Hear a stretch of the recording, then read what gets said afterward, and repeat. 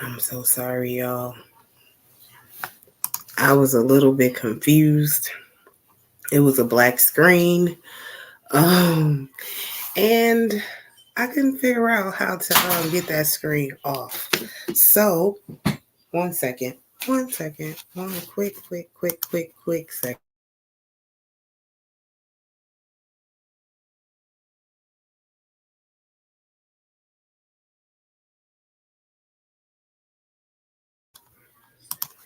Okay, I'm back. Thank you guys for joining me this Thursday night for the Thursday night vibe. I am here. It's been a long day, a stressful day. Things got hard during the middle of the day. But you know what you got to do when things get hard? You got to keep on pressing on. Sometimes you won't hear what you want to hear. Sometimes you're not going to see the things you want to see.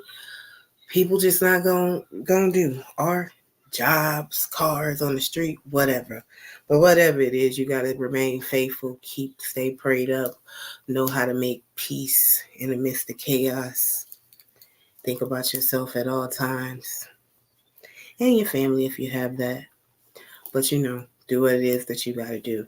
So I see in the chat that we have here 77 Network. He says, "Hey Ross, hey Seven, thank you for joining. I hope you're still sitting around in the chat waiting because I know that I was taking a long time. Seven, still I see you in the chat. Thank you so much for joining. Mo Love, thank you. I enjoyed your show that you just had. So if you guys have not subscribed to her channel, please subscribe to her channel. HB, thank you so much for joining. Thank you all. So I am here and I want to celebrate the first day of what is it? Of course, you guys know the first day of Black History Month because I'm Black. I know some of y'all up in there Black. And this skin is everything. Skin popping, smile, structure, what we get in life, what they give us, what God has blessed us with. Sports Talk with Rob, thank you for joining so much. Yes, we got all that going. So, I want to celebrate that. Celebrate. I don't want to necessarily say where we came from because we all have come from different places. But of course, Black History Month is an African American Day here in the United States, of course. And I need to ask y'all, can y'all hear me? Because I'm not really sure. Black History Month, of course, is an African American Day holiday that's celebrated here in the United States. So I can't tell you what they're doing in Canada. I can't tell you what they're doing in London, but I can tell you what they're doing here. And it is used to celebrate. It is supposed to be the purpose of to celebrate Black people from here, their contributions since the enslavement of the first Black people brought from Africa in the 17th century to come over here, particularly in the year 1619. They brought a group of Africans over here, or a pack of Africans, or a bunch of people over here, and they landed in Jamestown, Virginia, to be exact. So we never want to forget that history, and we never want to forget where we came from. We know that throughout that time since 1619, it hasn't always been easy for African Americans here in America, quote unquote. Y'all, let me show y'all. I got on a sweatshirt today because I wanted y'all to see my sweatshirt. Look at that. It's a addicted. Y'all see that? Can y'all see? Yeah, I just wanted to show y'all that because I was trying to stunt. But yeah, that's what I say. Anyway, of course, y'all know it hasn't been easy for African Americans here, and that's not a crutch, and that's not asking for victimhood or anything like that. It's just always remembering that there was some other people that paved the way so we can do what we can do. So of course you see tonight, hey DS, thank you for joining. Appreciate you. So as you see tonight, the title is "What are the fruits of our labor?" And when I use the word labor, I'm talking about African American culture, Black culture, culture, but people of color culture. So have we benefit from the labor and who labored for us? Those who came before us, those who came in 619, those who came in 1929, those who came in 1940, 51, 70, all of that. Those who fought for voters' rights, those who fought for the interracial dating, to love whomever you want to love, those who fought for Black children to go to school, and those who fought for quote unquote desegregation. Do you guys think that thinking about today and where we're at, will we be more productive, purposeful, and profitable as a people if there was never any segregation? Now, I'm not asking y'all that because that's what I want or that's what I'm thinking of. No, that is not. I am just asking y'all, what is it that you think? Do you think that there were many things to benefit from for the people who did what they did? And did those people see the future, like see us? Like, because I hear a lot of rhetoric today and I don't think a lot of people see them and remember them. But you know, a lot of people might beg to differ. I see in the chat it said, oh, I think I read his. So it don't look like, oh, I read his too. And D say he's checking in. I am definitely going to drop the link early. I don't want a whole lot of banter. I'm here a little late tonight. I do apologize. But yeah, so ooh, who started Black History Month? Who came up with that? Who thought of that? Why is that in the month of February? Does anyone know? I know we got some scholars here. I definitely know somebody's parents was teachers. I know somebody knows something about who started it or who came up with it. Going once, going twice. No one knows, huh? The man name is Carter G. Woodson. Carter G. Woodson. You guys remember that. He started that in 1976 in February. And if we wonder why he chose in February, a lot of people, art history says that he chose that month because of the greatest people who he felt were beneficial to the Black struggle or the Black people's fight. And those people were Frederick Douglass and Abraham Lincoln, having birthdays in that month. Thank you, HB, for joining. Happy Black History Month to you. And how are you doing? Happy Black History Month, Roscoe. Oh Thank shit, you. the fucking police are behind me. Oh shit. Oh Oh God. shit. Oh Not shit. doing Black History Month. Oh, Shit, Roscoe. I got a fucking ounce on me. Oh shit. Hold on a see, second. this is terrible. Nah, not during Black History Month. Are the lights Roscoe. on? Oh my God. Oh yeah, they're pulling me over. Oh shit, Roscoe. I can't Okay. go. Roscoe, I can't go.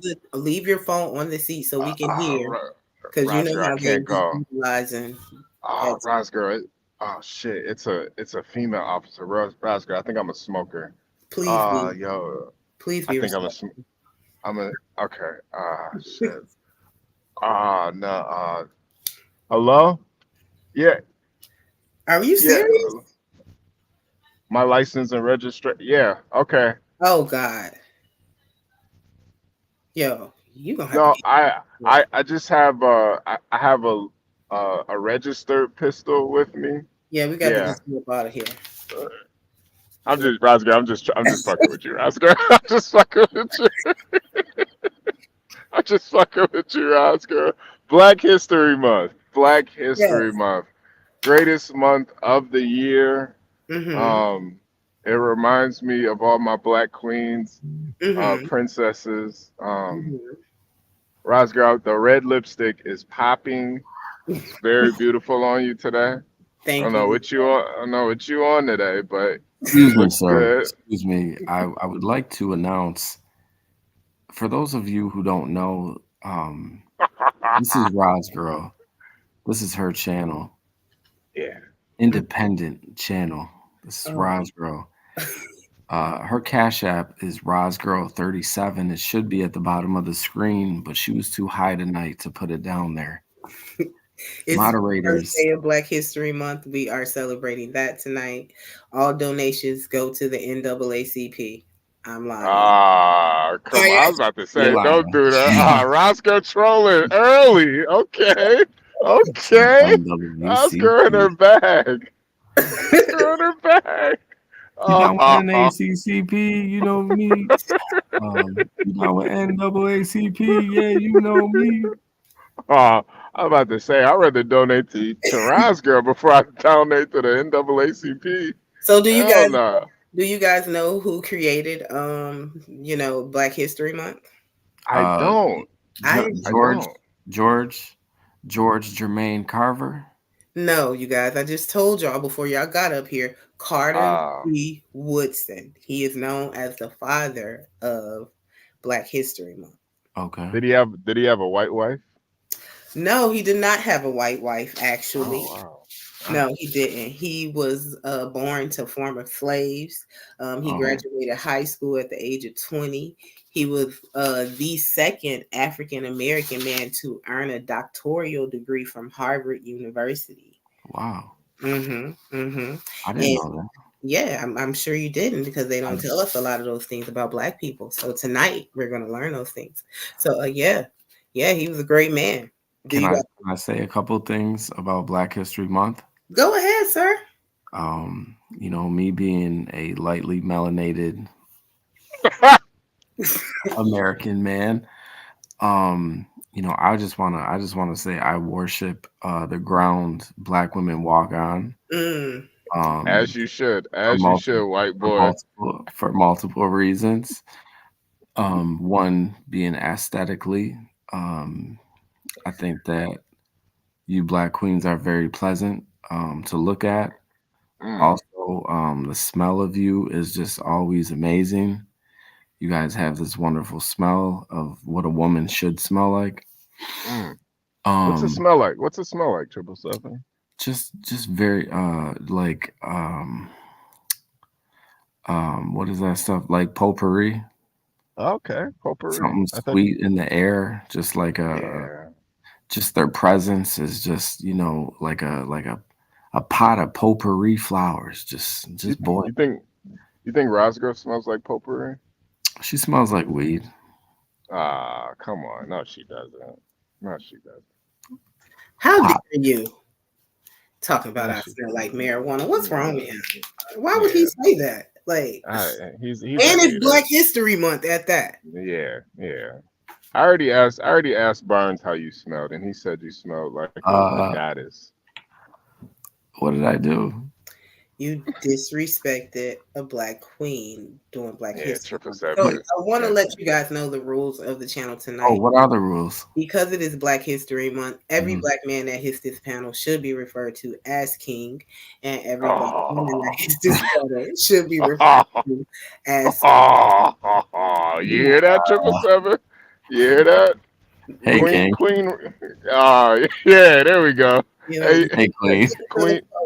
Hey, Queen. And that's how we're going to respect Queen Rosgirl. Queen Rosgirl. Hey, Rosgirl, I think you really gotta, for the month of February, you really gotta implement that. If anybody hits this link, and they're melanated, doing this all month. Every show is a Black History show. No, every show isn't a Black History show, but we will reference something in regards to Black history.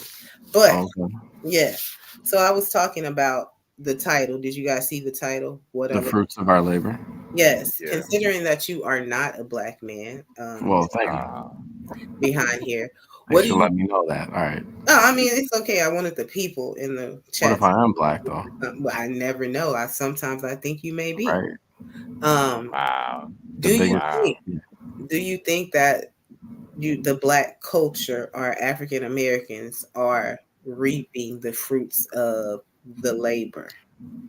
Yeah, you guys get really big NBA checks, NFL checks. You guys have a lot of good record deals.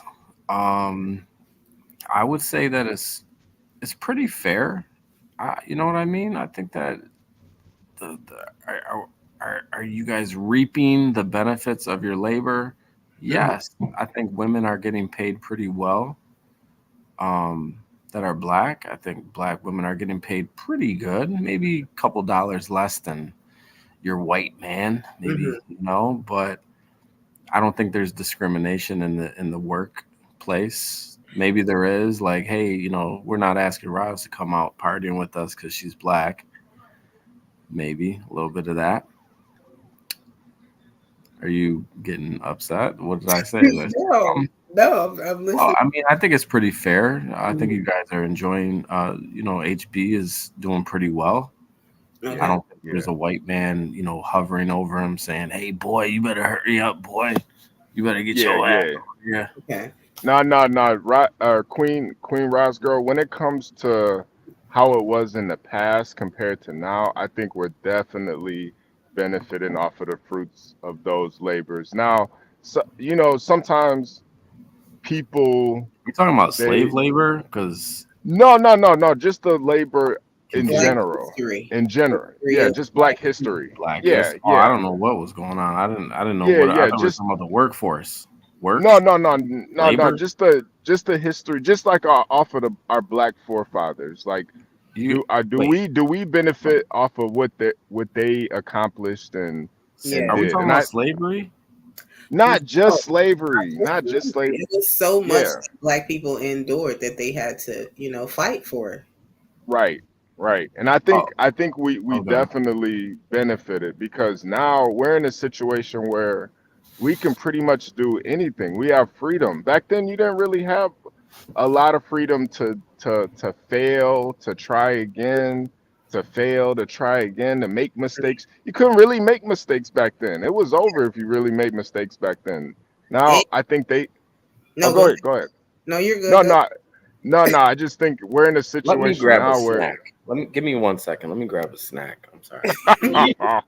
Give me 1 second. But we're in a time where you can really prosper, or you can be a complete scumbag. It's up to you. You have a choice, and I think before we didn't really have a choice before, and I think that's the benefit right now. And I appreciate it. That's why I can't complain, because they really struggled, man. That's why it's really hard for me to even the injustices that we do see, which I try not to overlook, but I can't complain about it, because it pales in comparison to what it used to be like.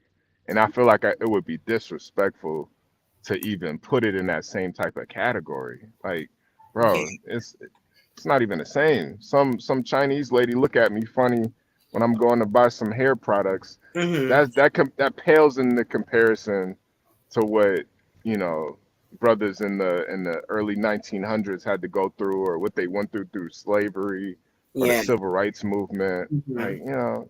I pulled up like about over 300 different incidents of things that happened in towns and cities that were I guess publicized there, like in 1914, 1930, like old artifacts and stuff. And it was as if when we got here in 1619,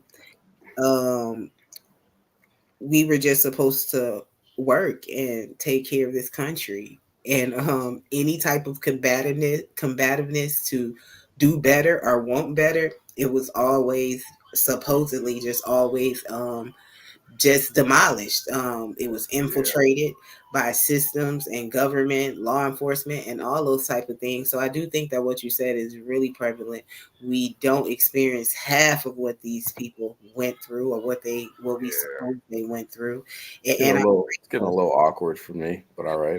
I think it would, but it's okay. Thank you for coming. 7, please stay up here. Rush, thank you. A little weird. Thank you, Rush. Yeah, 7. Don't be like that, 7. Your people didn't have anything to do with that, man. Your people went through this.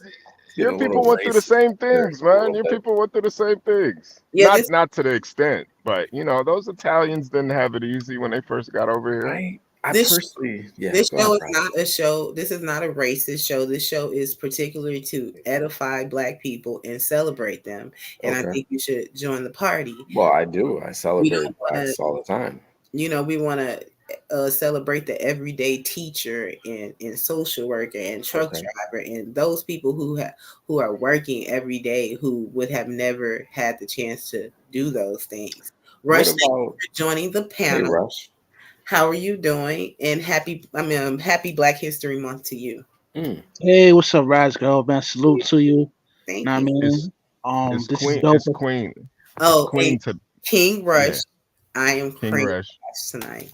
Wow. Oh, did you wait, Roz? Did you say cream, Roz? King. I said King. Y'all know I got a little list all that. Okay. I was about to say you cream. Okay. Rush, I don't know if you heard me, but throughout the month of February, feel free to address the Black men and Black women on the panel as kings and queens if you would like. Oh yeah, no doubt. Please call me King. Thank you. Right. Well, I think this is dope that you're doing this, Queen Raz. You know what I mean? Like, starting up your channel and stuff like that. You know, I'm going to be here to support. I'm going to need that wrench, though. Yeah, of course. Thank you. I appreciate it. I haven't even gave out wrench, but I'm definitely giving them out to all the people who basically are day ones and who I've been riding with. So y'all know y'all got those. She made me pay for mine, Rush. I ain't got nobody's Cash App or Super Chat, so he needs to stop it. She told me to pay for it. Rush, what do you think? How are you celebrating Black History Month? Do you think? Go ahead. My bad. I was going to say, do you think that we are reaping the fruits of the labor? In what sense? Considering this Black History Month, we are Black people. I'm not sure if you consider yourself a Black man or in Black culture. I'm a Black man in Black culture. Black?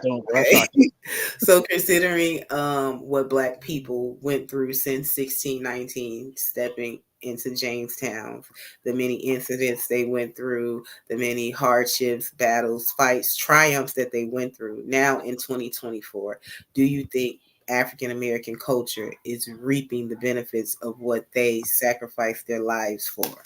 Yeah, most definitely, man. They definitely paved the way for us to have this kind of freedom that we have now, you know. Mm-hmm. And how could you say that it's benefited you in your life?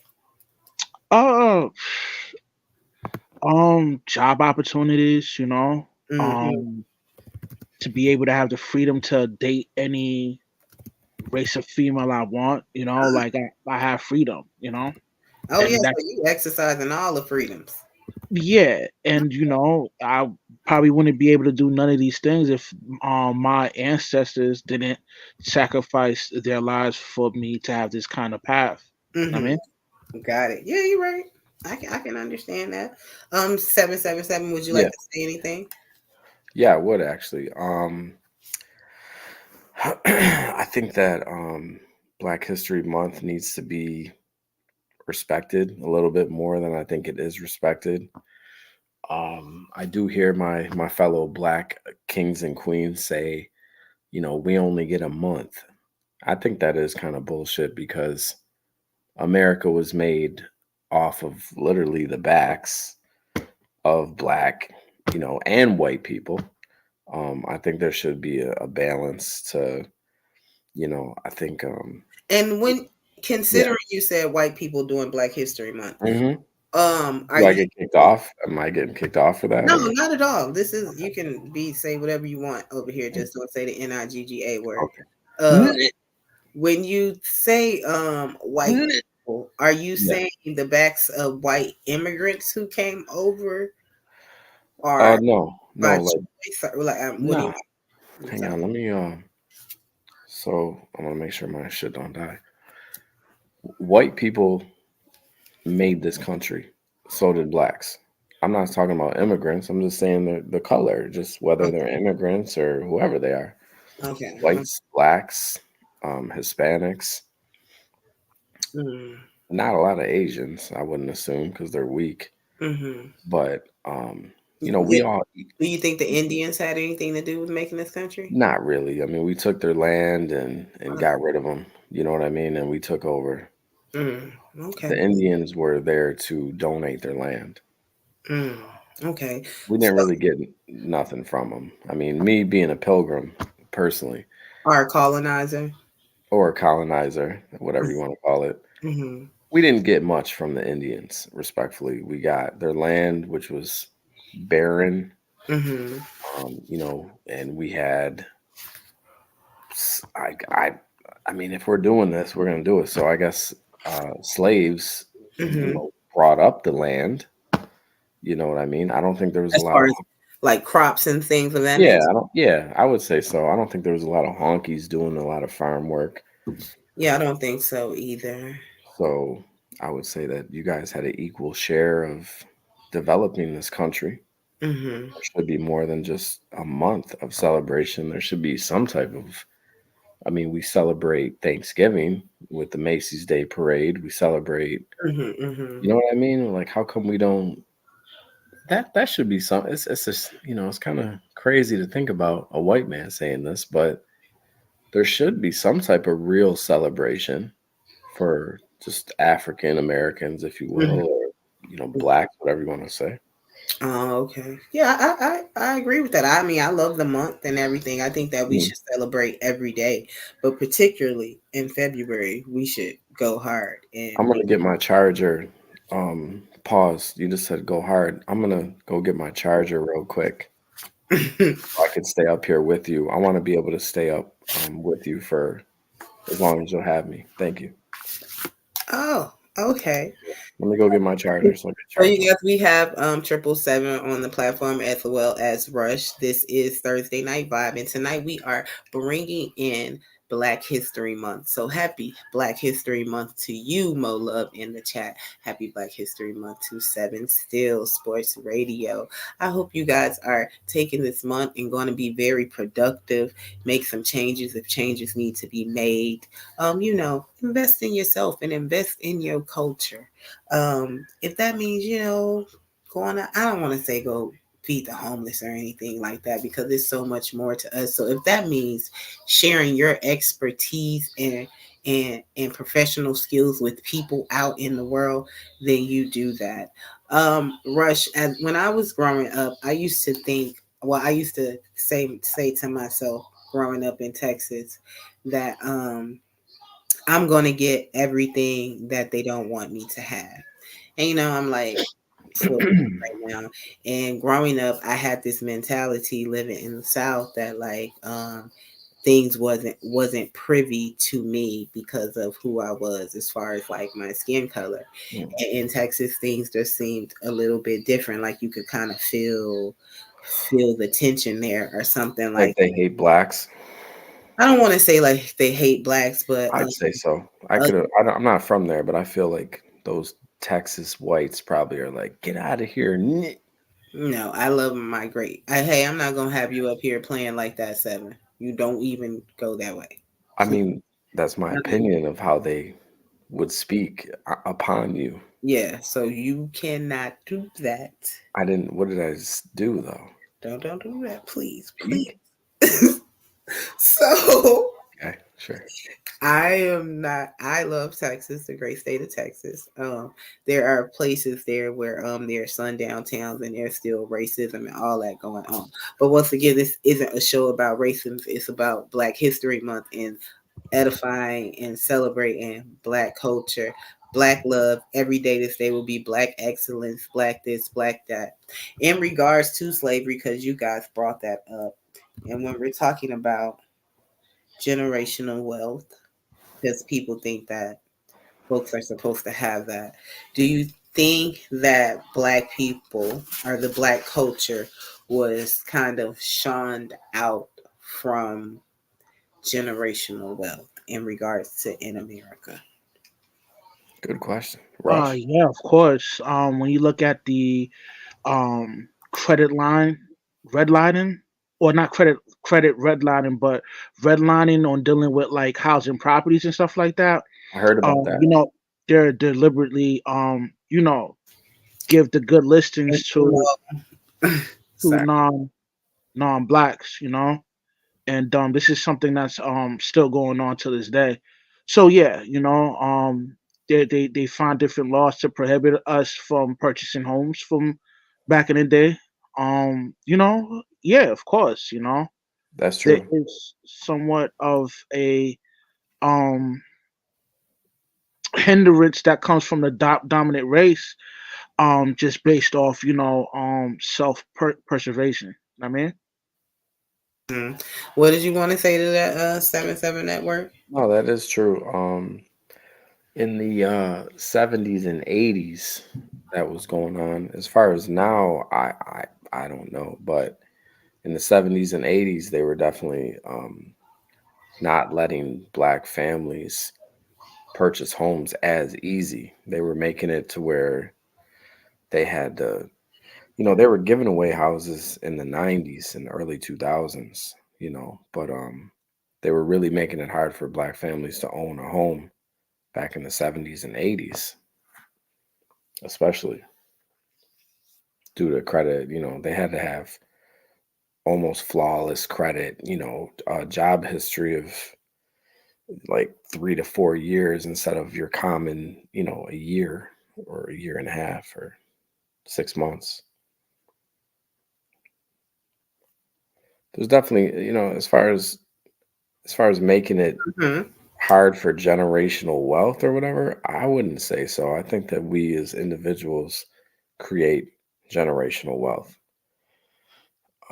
There's a lot of different. I don't think the white man respectfully stops you from creating generational wealth for your family. There's been a lot of millionaires that were black, billionaires also. There are black billionaires in America. So, thank you for that response. And when you think of generational wealth, where does that stem from? Does that stem from property and land? Does that stem from businesses, things of that nature? And you pass that along to your family if you have the opportunity. Cash. Yes. Cash. Cash. Oh. Cash is king. Oh, okay. I would like to hear Rush's response on that. What is that? One second. Rush, response for that, you're entitled to your opinion, Yeah, so I was going with like having land and having land, having businesses, having those things that pass down in your family, in your lineage from generation to generation. You're able to develop that wealth or develop that generational wealth. And when I think about Black culture, and as I said, from 1619, there have been many incidents of turmoil that have happened. Been many incidents of Black towns, Black businesses, Black colleges, churches being burnt down, things of that nature to stop the Black dollar from producing. And I don't want to just say that it was all negative, because we did have productive businesses and neighborhoods and things of that nature. But when you think about it like that, do you think that there was an opportunity for Black people to pass something to their children, or maybe the Caucasian race and their descendants have basically had a head start? I would say yeah, because even though it wasn't that much because of systemic racism from back then, we still were able to circulate our American dollar within our communities, because segregation was still effective at that time, and which forced us to support one another through with the American dollar.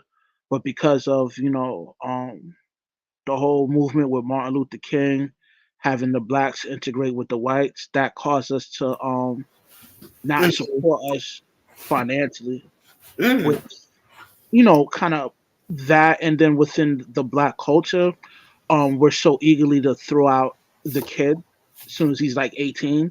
Yeah, and that does not help the kid accumulate wealth to pass down from generation to generation. So it's a number of factor of things that cause us not to be able to be on the same level as the dominant race. Okay, now I'm ready. I would like to jump back in. Go ahead. Respect to Rush, respect to you, respect to the chat and everybody. Queen Roz, don't forget I'm Queen today. Queen Roz, King Rush, excuse me. Yeah. What I'd like to say though is, I know I stepped away from the computer. I know when I stepped back, I think Rush was saying, Rush, can you kind of just, without going on and on, just repeat what I just missed from you? You there, Rush? Rush was agreeing about generational wealth, saying that considering that Black people did not have those things, people did not have those things being able to pass off land and businesses, then he could agree about the Caucasians having a head start and things of that nature. Okay. I'm going to be honest. Like I said, I think that it's every man's job, not so much a woman's job, because a woman can't do much. It's every man's job to provide, respectfully, Ross, it's a man's job to provide generational wealth, regardless if that man is black, white, whatever irrelevant ass race that there is besides black and white. It's our job as men, by any means necessary. Shout out to Malcolm X, being at Black History Month. I think that whether the white man is involved or whoever's involved, if you can't get it on your own and provide for generations to come, or even the next generation, which is good enough. When I think of generational wealth, hey, if I can't get 3-4 generations, at least I got the next one. So do you think the white man got it on his own? I think that every man can get it on their own. Do I think that every white man got, like, not every white man has generational wealth? The same with blacks. Not every black man can provide it. Not every white man can provide it. It's what our forefathers behind us built for us now. Yeah, so generally, your forefathers, those that look like you, didn't seem to have issues with obtaining land, obtaining wealth in the time when... Is land wealth, though? You're saying land is wealth. Some land isn't wealth. It's kind of a liability. It's not worth anything. All land isn't wealth. So I'm speaking of the tangible things and intangible things that people can make into money for their family for longevity. So whether that's land, businesses, rice, crops, a farm, things of that nature, Caucasian people had opportunity to that at all times. There was never any time where that I can remember or know of or even heard of where those things were scarce to them or wasn't available to them. Whereas when you thought of a black person or a African person, that wasn't available to them to pass that off to them. Well, let me stop you right there. Sure, go ahead. Let me stop you right there. Way more opportunities I see in the chat. What's up, Mo? Let me stop you there respectfully, because I've never known any person, business, white, black, whatever, male or female, to tell me that my money isn't green, which is why I began this conversation or debate with cash when it comes to generational wealth or whatever. I forgot what we started on. If you have cash, you can purchase whatever you need. Land, your crops, whatever. So that has no race. Cash has no race. A white man will take the black man's money, right? And if I have land that I'm selling and Rush comes up to me or you come up to me and say, hey, here's the money. Move over, cracker. This is mine. Then simple as that. It's a transaction. A transaction doesn't get back in the racist days, will I say I ain't selling to this black guy? I don't know. Maybe, I guess, maybe the overall narrative of the world was don't sell it to him, Jimmy. He's black, and maybe they got persuaded, but I think that it has a lot to do with a man's integrity. I think there's a lot more to it than just the money and I don't know. I just think there's a lot more to it. I'm not trying to play either side. I'm trying to be, I guess, not biased to either race, really. Yeah. Thank you. Thank you for joining the panel tonight for Black History Month. And thank you for your response. Respectfully, I want to say that I think that you're looking through this through a white man's eyes, Sure. or a Caucasian man's eyes. I do have a white man's eyes, but okay. And most times, others don't have empathy for people who look like me. Gotcha. So when you're saying that a white man will take a black man's money or a black woman's money, yes, they will take that money. And they also it has been proven that they will take opportunities where a black person can produce and generate and make more money. So not having the ability to do that puts us, or people that look like me, at like a handicap. So how? That was the how. Rush, would you like to speak on this to when he asked the question? How do you want to answer his how? What was the question?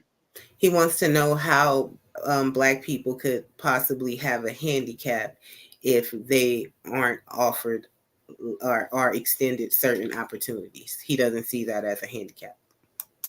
I think you phrased that wrong, but okay.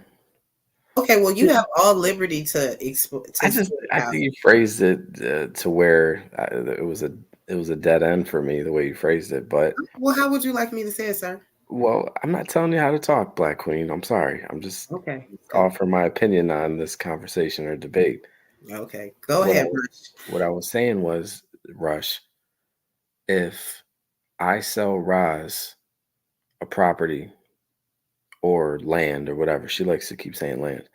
If I sell Roz land and I was doing pretty good with it, and now Roz bought it, you should be able to do the same business. And if they're not doing business with you based off of your color, that has nothing to do with me as the seller. I sold it to you unbiased to your race.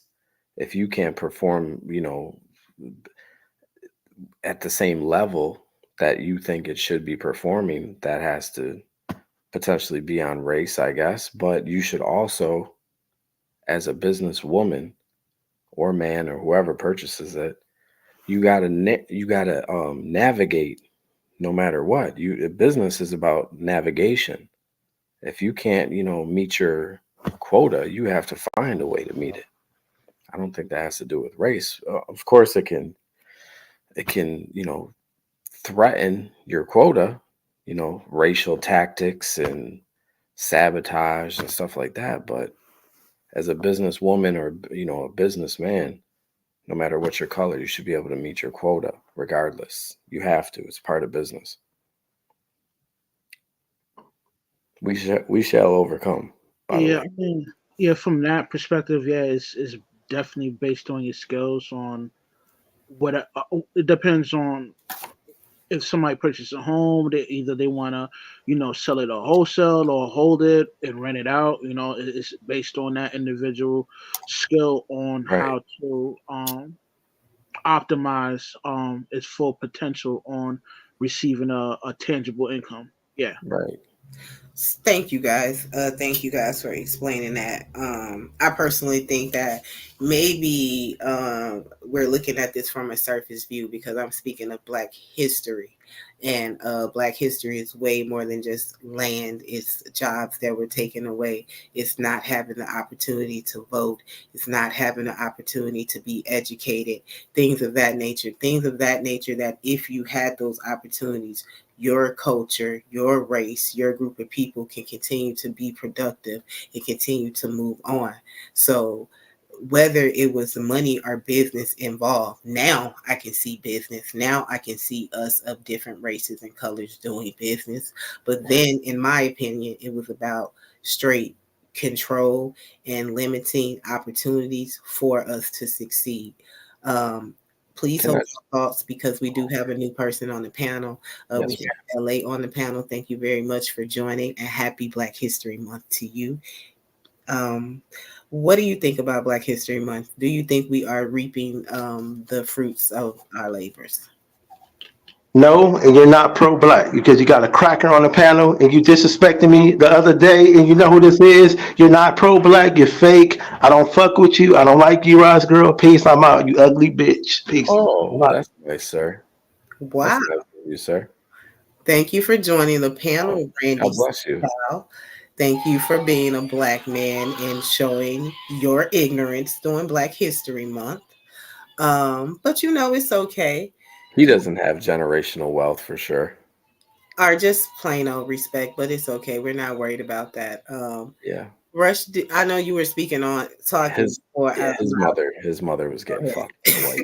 Yeah, his mother was getting fucked by a cracker. Oh, come on. It comes with the territory. People think that in my opinion, people think that because you're pro-black, you can't mingle with other races. That's clearly the devil's work right there. I think that's a misunderstanding of the development of like your Black culture and Black dollars and Black money. So it is what it is. Like, I'm always here to educate. If you ever want to come up here and have a discussion and talk to me, and we can definitely do that. But other than that, we're going to move on in the show. Thank you guys for joining the reason. So classy with it, girl. Once again, it is Black History Month. If you guys have not hit the like, please hit the like. I had a late start tonight, so I was not able to share my live. If you guys have the opportunity to share the live, please share the live so people can join in. It is Thursday night. I know that people are asleep, but we vibing tonight. So let's get some people up in here to vibe with us. Thank you, Mo Love, for joining once again. Thank you, Randy SoCal for calling me a bitch tonight. Greatly appreciate that. I'll be the best bitch you've ever seen before. I would love if Mo hit them. Yes, kudos for keeping your cool. That was crazy. So now that we're living in the now and we're after slavery, we're after Jim Crow, people are working together. We see Blacks and whites doing the things that they do together. I know none of you guys lived in Jim Crow I forgot to give Death Note a shout out. Thank you, Death Note, for coming by and joining. I really appreciate your view. Now that we're working and vibing with one another, when we think about segregation and desegregation, I'm not sure if you're familiar with that, people on the panel, but it was a term to be separate but equal. Black people doing their thing on one part of the community, in area, city, state, or wherever, and white people doing their thing. So basically saying that we're separated from each other, but we're equal in rights, we're equal in living capabilities. Do you think we are now living that out in these times? To anyone who wants to chime in first. I don't know. Rush, you want to? I mean, definitely it's a step up, an upgrade from back when, Jim Crow era.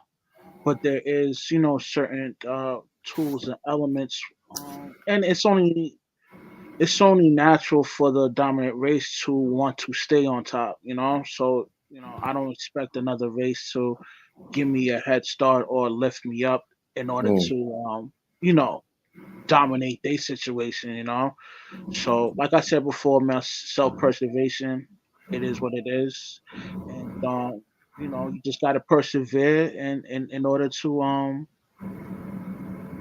accomplish great things in this world if you have a melanated skin. I mean, do you think that because you're in melanated skin, your walk is harder? Yeah. Wow. In what ways? Do you mind explaining?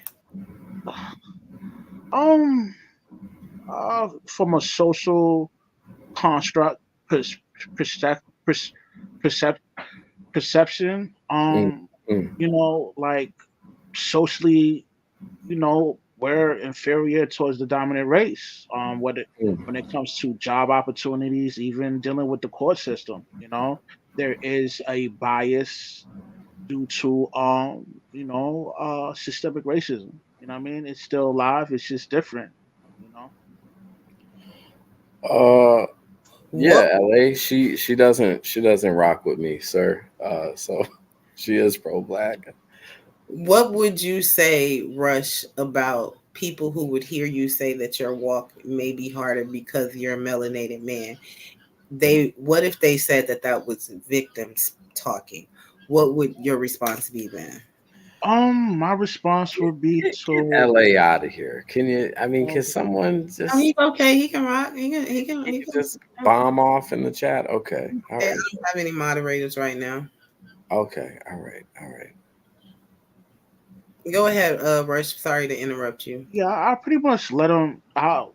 There's nothing to say because if somebody don't understand what I'm expounding on based on systemic racism, then that individual doesn't have the ability to understand the walks of life of a melanated individual, even though they might be melanated themselves. Sometimes they have a strong foundation of family where they can help a system to accomplish certain things in life. They may be not they may that individual may not have the ability to empathize or understand the walks of life of handling things individually because as a group of people we don't look out for one another, you know what I mean? So it's Wait a second, sir. Whites don't look out for each other either, though. Low key. 1 second. He finished his response. I'm not used to being talked down to like this, but all right. Thank you. You're not being talking down to us. I mean, I kind of, you're demasculating me. Yeah, so pretty much that person that comes from a rich family foundation, they might not understand, my walks of life. You know what I mean? Yeah, I can definitely understand that. Thank you, Lee Clinton, for joining the stream in the chat tonight. I really appreciate that. 7, thank you for being here once again. You did hear what Rush said. I asked him those questions in regards to considering he's a melanated man. Does he think his walk may be harder in this life? So I want to ask you the same questions, not the black man, but as who you are. Well, being king of the whites, I mean, I need to be up here. Do you feel that your walk is harder? Now, you said, do I feel like his walk is my walk? No, I asked him, as a melanated man, does he feel his walk may be harder or difficult than the next man? So I'm asking you, do you feel that your walk is harder or more difficult than the next man? Oh, I mean, there's definitely white privilege. Okay, there's definitely white privilege, but what I will say is whether it's on the workforce or I guess relationships or whatever type of placement I would be in, if I don't perform, I mean, it's regardless whether I'm black or white. If I don't perform, you know what I mean, up to par, then the next person is going to be able to take my spot, whether that's, like I said, relationship, workforce, military. I mean, yeah, I could see it. I get what he's saying, but as far as, I have it easier, but if I fuck up, I'm right there with you, Rush. You know what I mean? So. Oh, okay. Do I have it easier? Yeah, probably. Yeah. I would probably assume that the job interview goes my way over Rush's. If we have the same credentials. Why would the job go your way over? In 2020? I'm gonna tell you why. Yeah, if you stop interrupting me, Queen. My apologies. Go ahead. I feel like if the interviewer, the human resource, whoever, the interviewer, if they're a cracker, then we see eye to eye as crackers. You know what I mean? They're gonna want the cracker in there. That's what I firmly believe that. Wow. I think so. If you were on a job interview and a Karen came in after you, you both had the same credentials, and a Karen was interviewing you, wouldn't you say that she would probably hire that Karen number 2? I would hope that she would hire the best person for the job. I don't think that's true. In reality, I don't think that happens. Yeah, and maybe that's the hopefulness that Black people always live in, that they want to live in a world where what you just said shouldn't be a thought, that they wouldn't want to give it to her because she's white or because she's this person to their kinship, you know. So I'm living in this hopefulness that I would hope that she would give the job to the best candidate.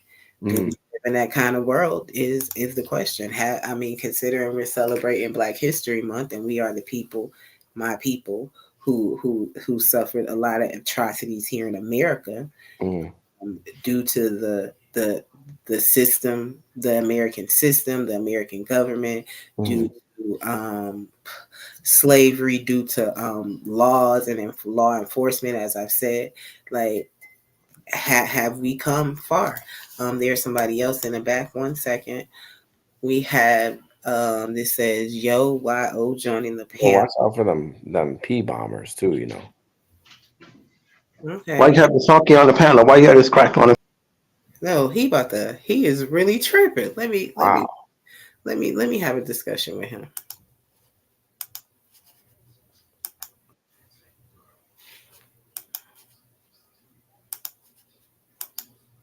So I brought him up so he and I can have a discussion, but he's turning off, so he's gone.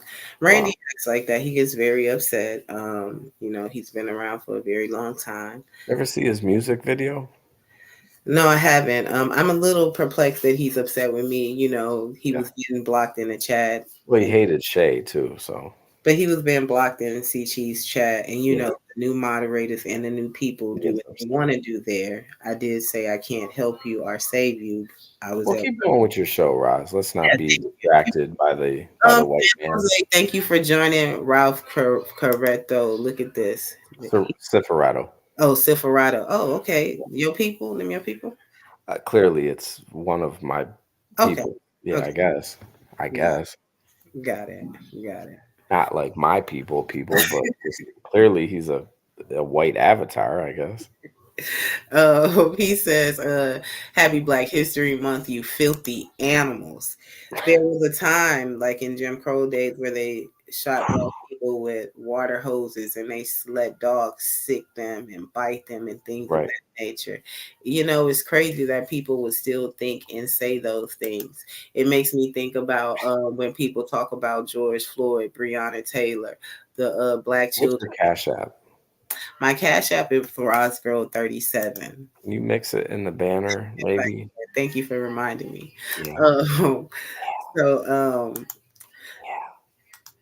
Lee says that's his neighbor. Oh, okay. Thanks, Lee.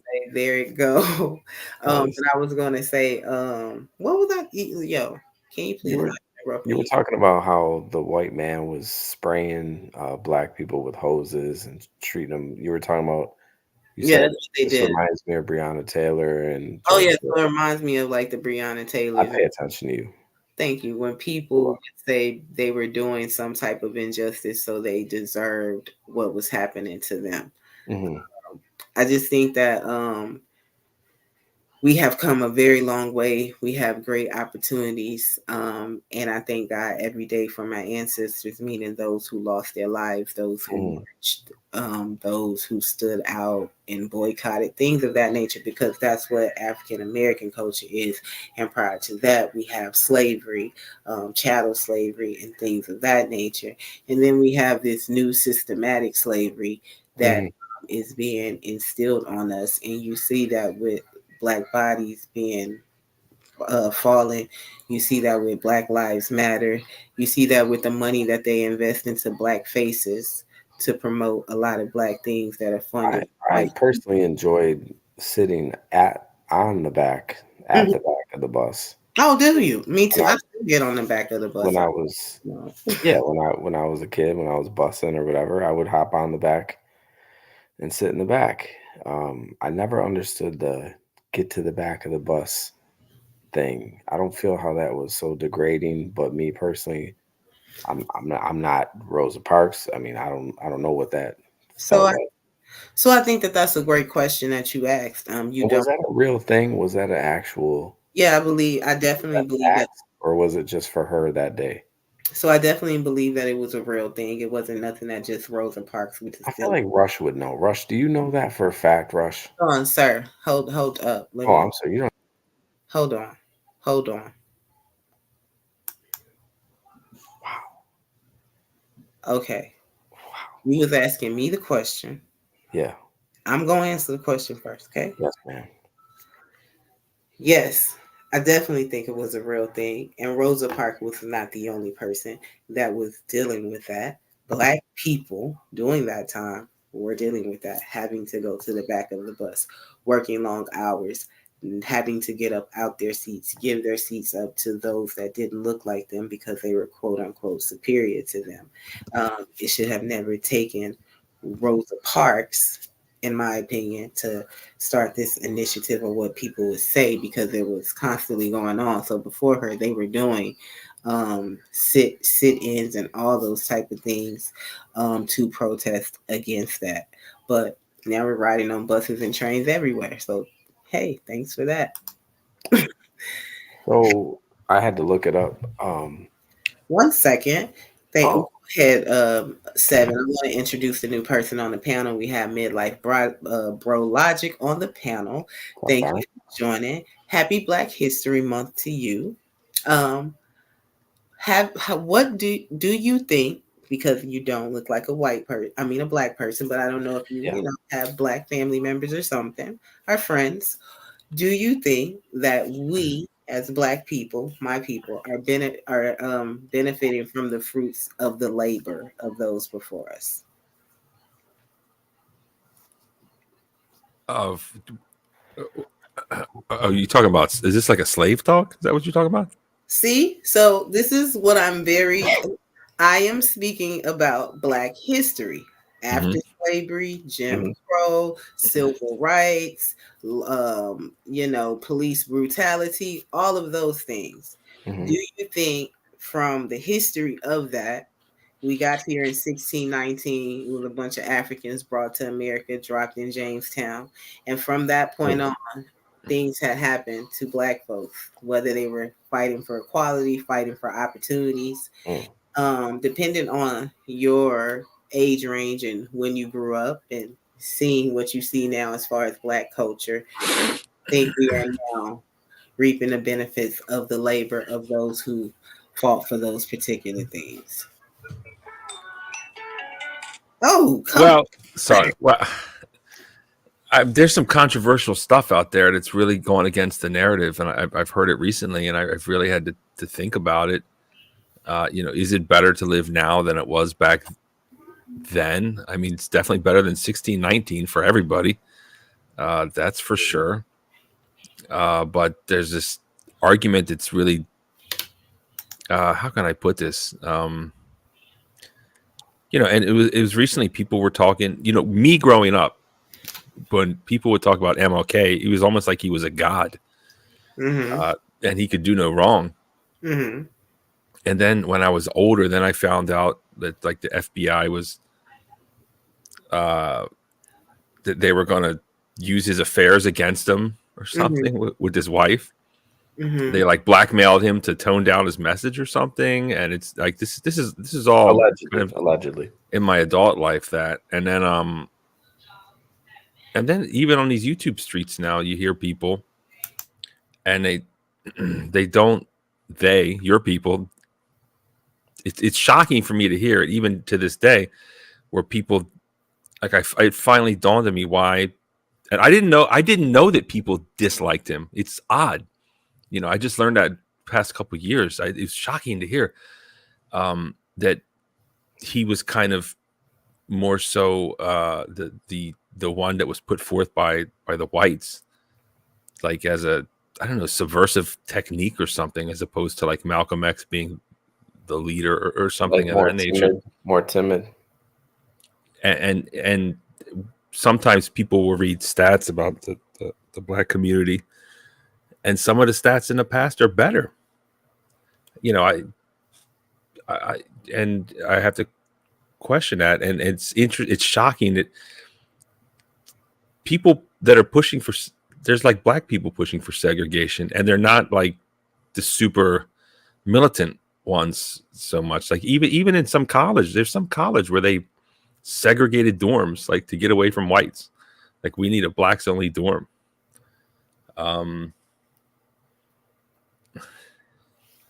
Is that a question or a complaint? What's up, lead? Pull up. The tonight we are welcoming Black History Month. I asked the question: Are we? What did I say? Are we reaping the fruits of our labor? And when I speak of labor, R is our Black culture. Fruits is the blessings, opportunities, things that we have now. Labor being our ancestors who fought, who lost lives, and things of that nature. That was the question. Oh, he says he's trolling in the chat. Okay. But Barney, I forgot to tell you tonight while you're on the panel, because it's Black History Month. We're all kings and queens up here, so I'm Queen Roz tonight. Yeah, I'm King 777. You know, you can address them if you want to as kings and queens, but more so those that look like me. Call me King. Queen Roz, I can rock with that. No,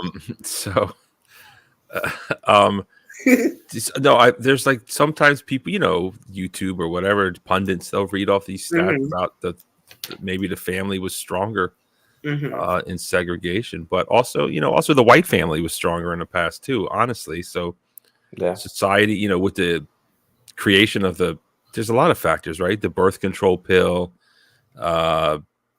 welfare programs, women working, and I mean, there's a lot of things that change it. It's not just one thing that puts your finger on. But do you think social engineering got something to do with it? You know, due to people changing their genders to some sort. The leftist feminist movement, which I think dismantled the whole thought process of having a nuclear family and etc. Talk to me. Well, okay, so there's a lot of things. Do I think that they purposely tried to break up the family? Like, I guess you're going on that road is what you want me to address. Like, did they purposely break up the family? Did welfare get the man out of the home? Is all some evil plan to break up the family and the nuclear family or whatever? I don't think it was some dastardly plan at all. No, I think it's just the way it ended up. Personally, I think, and I also think that maybe I think a collective of ideas that came together to do that, though. It was a what? It was a collective of ideas that came together to do that accomplished that. I don't think liberal? Me? Yeah. I'm not a liberal. People call me a liberal. Listen, I stand up for gay people. So people call me a liberal. I thought Barn was gay for the longest time, respectfully. But gay people have been beat up and tore up for the longest time, and I think it's Ross is it's not right to just beat people up because they want to put their body parts in places that are weird to most people. There's nothing. Go ahead, Ross. Yeah, violence is never the answer for those it's not things. Okay to be the fact. I want to address some of the things that you said, Barney. I think that it's unfortunate that now people have a distorted view of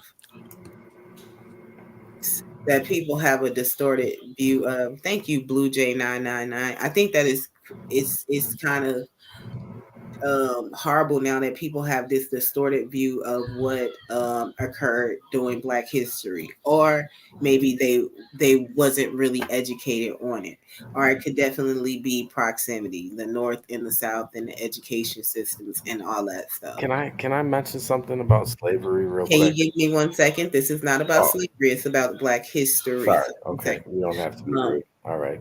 In regards to what Barney said when he talked about Malcolm X and Martin Luther King.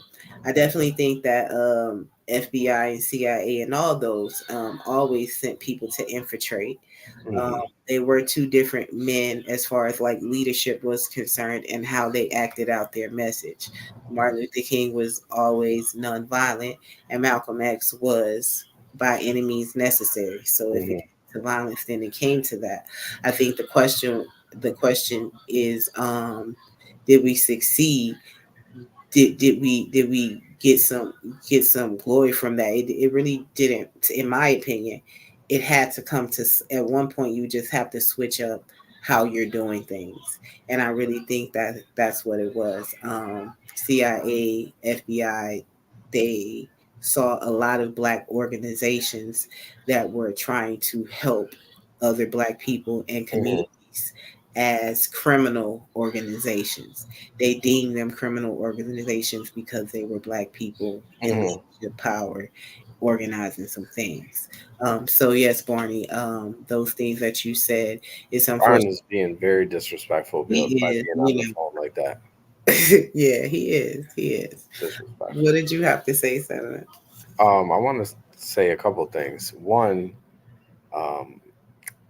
whoever assassinated Martin Luther King definitely put an end to a movement in a way.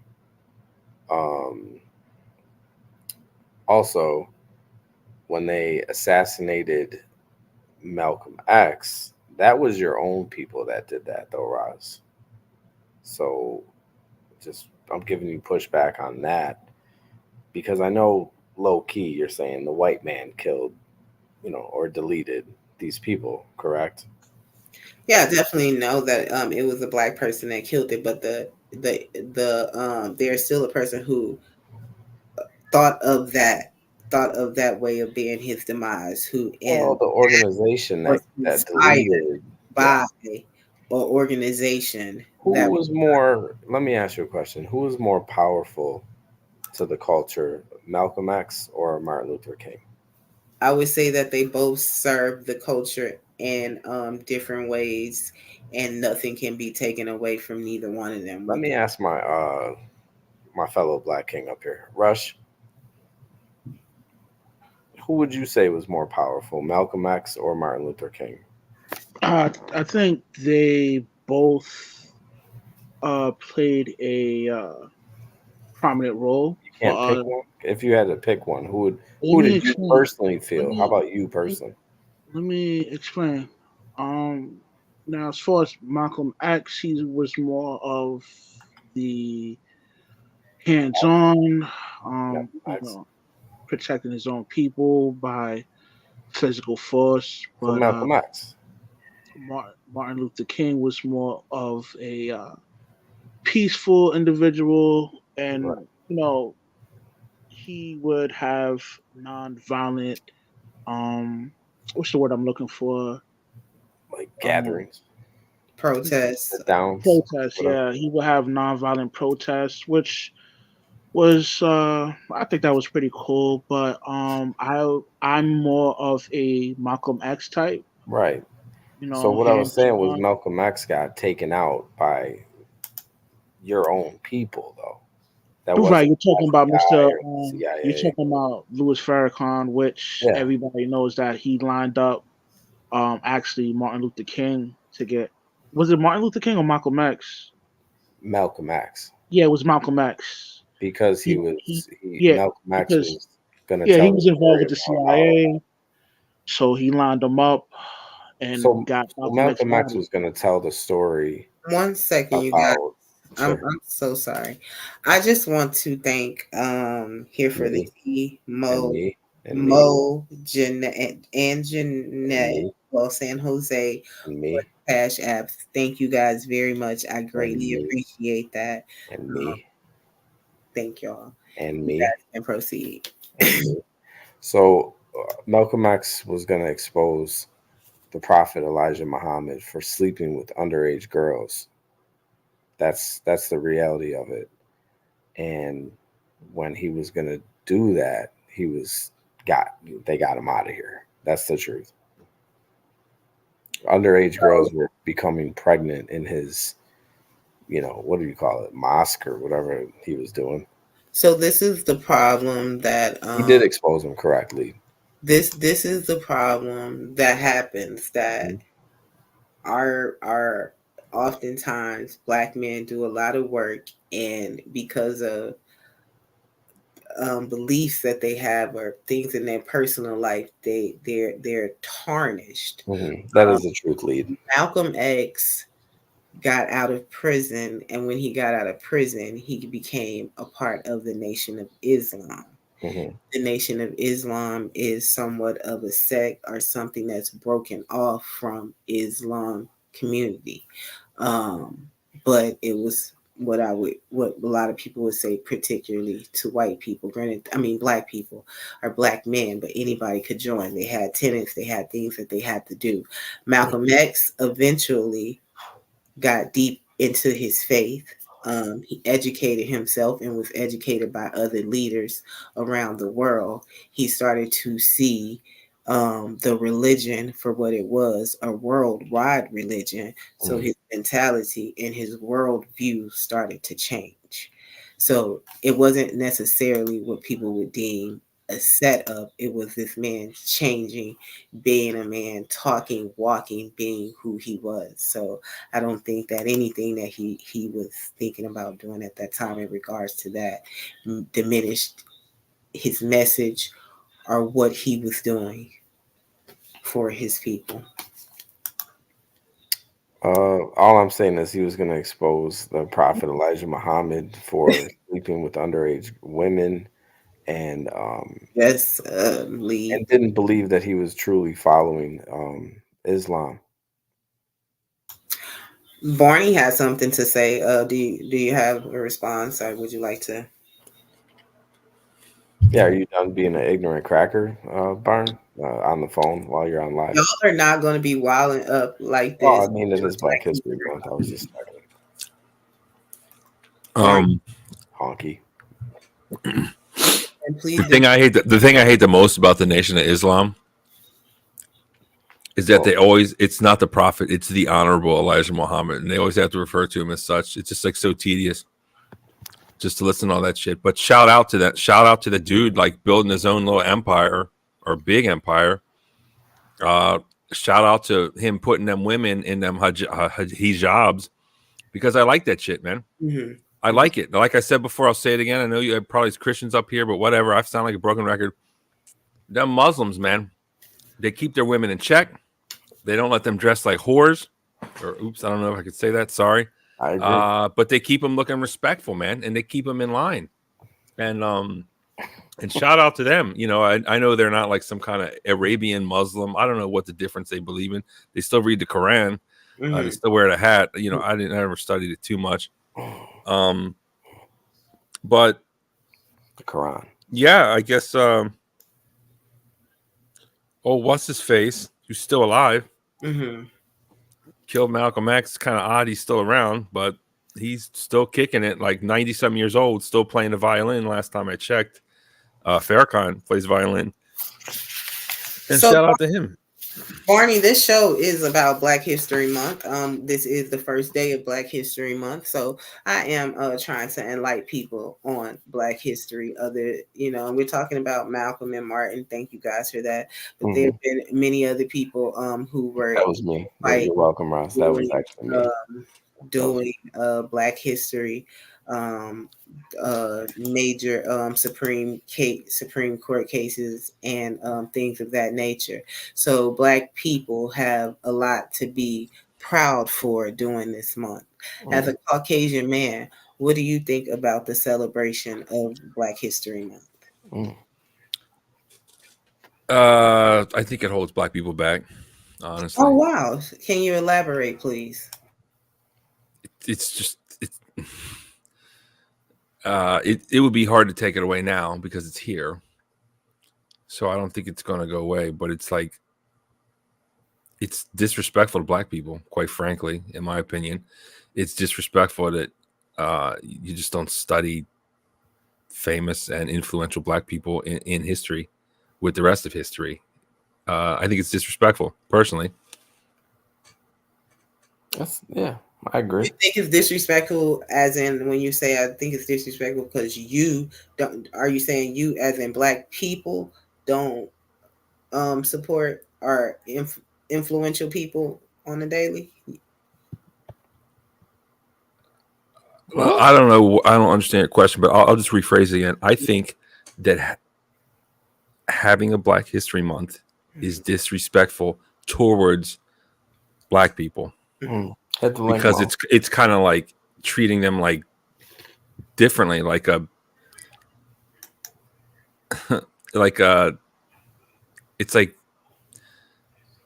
how can I say this without getting in freaking trouble, right? It's like treating Black people are good enough as they are. They don't need a freaking special month. Whatever needs to be studied should just be studied with the rest of history. And I think it's disrespectful towards Black people that they need their own little special month, like they're some kind of less than people. Okay, thank you for that. Interesting point of view. I am going to speak on that. We have somebody in the back. His name is King Clinton. King Clinton, thank you for joining, and happy Black History Month to you. Sir. Black Power, Ross Girl, Black Power. Good evening, panel. We are talking about Black history in its entirety as much as we can up until today. And do you think Black people are reaping the fruits of the labor? Are Black people reaping the fruits of the labor? That's a very complex question, because it would be untrue to say that you don't have Black people in America that's living quite well. I would say not the majority. I would say majority of Black people, in my opinion, are working class, making anywhere from 30 to 50,000 a year. I would say majority, overwhelming majority, as is the overwhelming majority of Americans. Period. So I don't know how to really answer that, Rouse Girl. That question honestly has me kind of perplexed, because it's like I think it could go both ways. I think it's a very complex situation. Let me ask you a question, Rouse Girl. Have you ever seen Game of Thrones? Yes. Are you familiar? Huh? A couple of episodes. Are you familiar with Theon Greyjoy? No. Okay, so Theon. I'm sorry? Is that the character?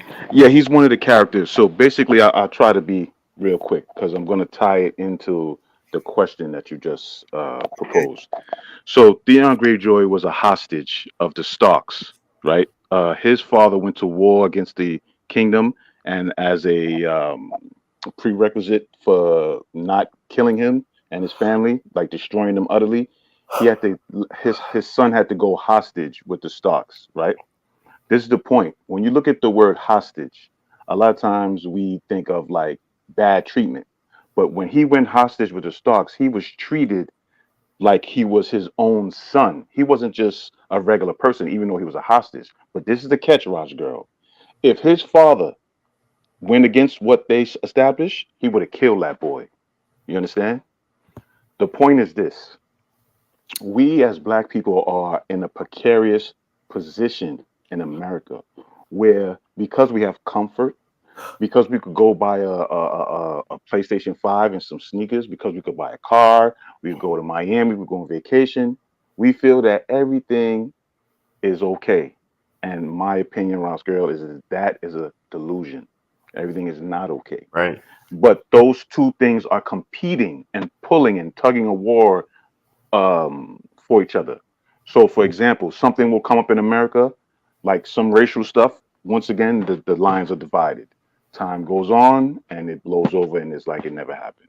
And this ebb and flows. It keeps happening, And in my opinion, it will continue to happen as long as you have more than one group of people sharing a space. Excuse me, more than one group of race sharing a space. This is not a natural setup. This is not how nature intended it. Nature did not intend for all races to be a multicultural. No, that's not how nature intended. Each race has their own plot of land, their own space. So again, Roscoe, it's a complicated situation. It's like I want to say yes, but I want to say no. But I answer it that way, Ross girl, because I cannot deny that some of us are in America doing well, even in fact better than some white people. I think that that's a great answer. What you did answer. I guess my question is, do we have to be doing well in life to be reaping the benefits of the labor? I mean, I guess what do you what would be considered doing well? Some people might consider, you might have a starving artist, and Mhm. to them, they might think they're doing well, right? It might not be a monetary thing. So, could you just elaborate a little bit for me so I could answer you?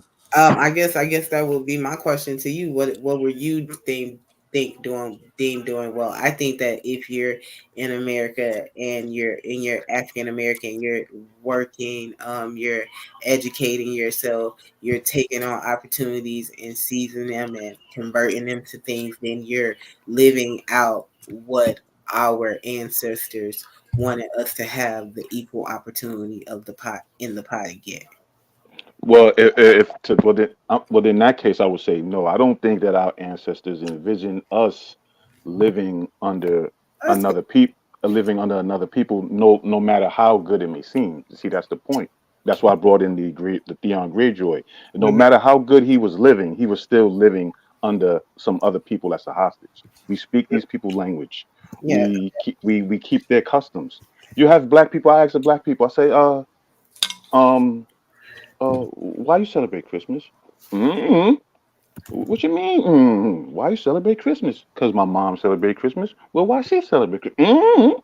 So we're here on autopilot, Rosgirl, doing things, these strange, weird Viking customs, and we have no idea why we're doing it, but we're doing it. Lead, So we're. let me stop you, King. Let me Go stop you ahead, there. sir. Go ahead. Go ahead. Did you celebrate? Hang on, Ross girl. Did you celebrate Christmas as a kid, Lead? As a child, I did. As a child, did you enjoy Christmas as a child? Of course. Did you? No, hang on a second. Let me, and this will be my last. I feel like I'm a lawyer. I rest my case. Did you enjoy the time with your family around the tree during Christmas as a child? If I'm honest, I didn't give a fuck about that tree. Excuse me, Ross girl. Okay, you I didn't didn't. give a damn about that tree. All I care Wanted to about get- them damn. All I care about is them toys and them presents. I don't care less about any of that crap. Did you have a good time though? Just the overall All experience. I just answered you. I cared about the toys. I feel like I didn't even know why we had a tree. Now that I'm an adult, I'll be like, why the hell we took a tree from outside and little put it in the lead. You're house? telling me little lead, not this lead. You're telling me the little child, the boy, the child lead didn't care.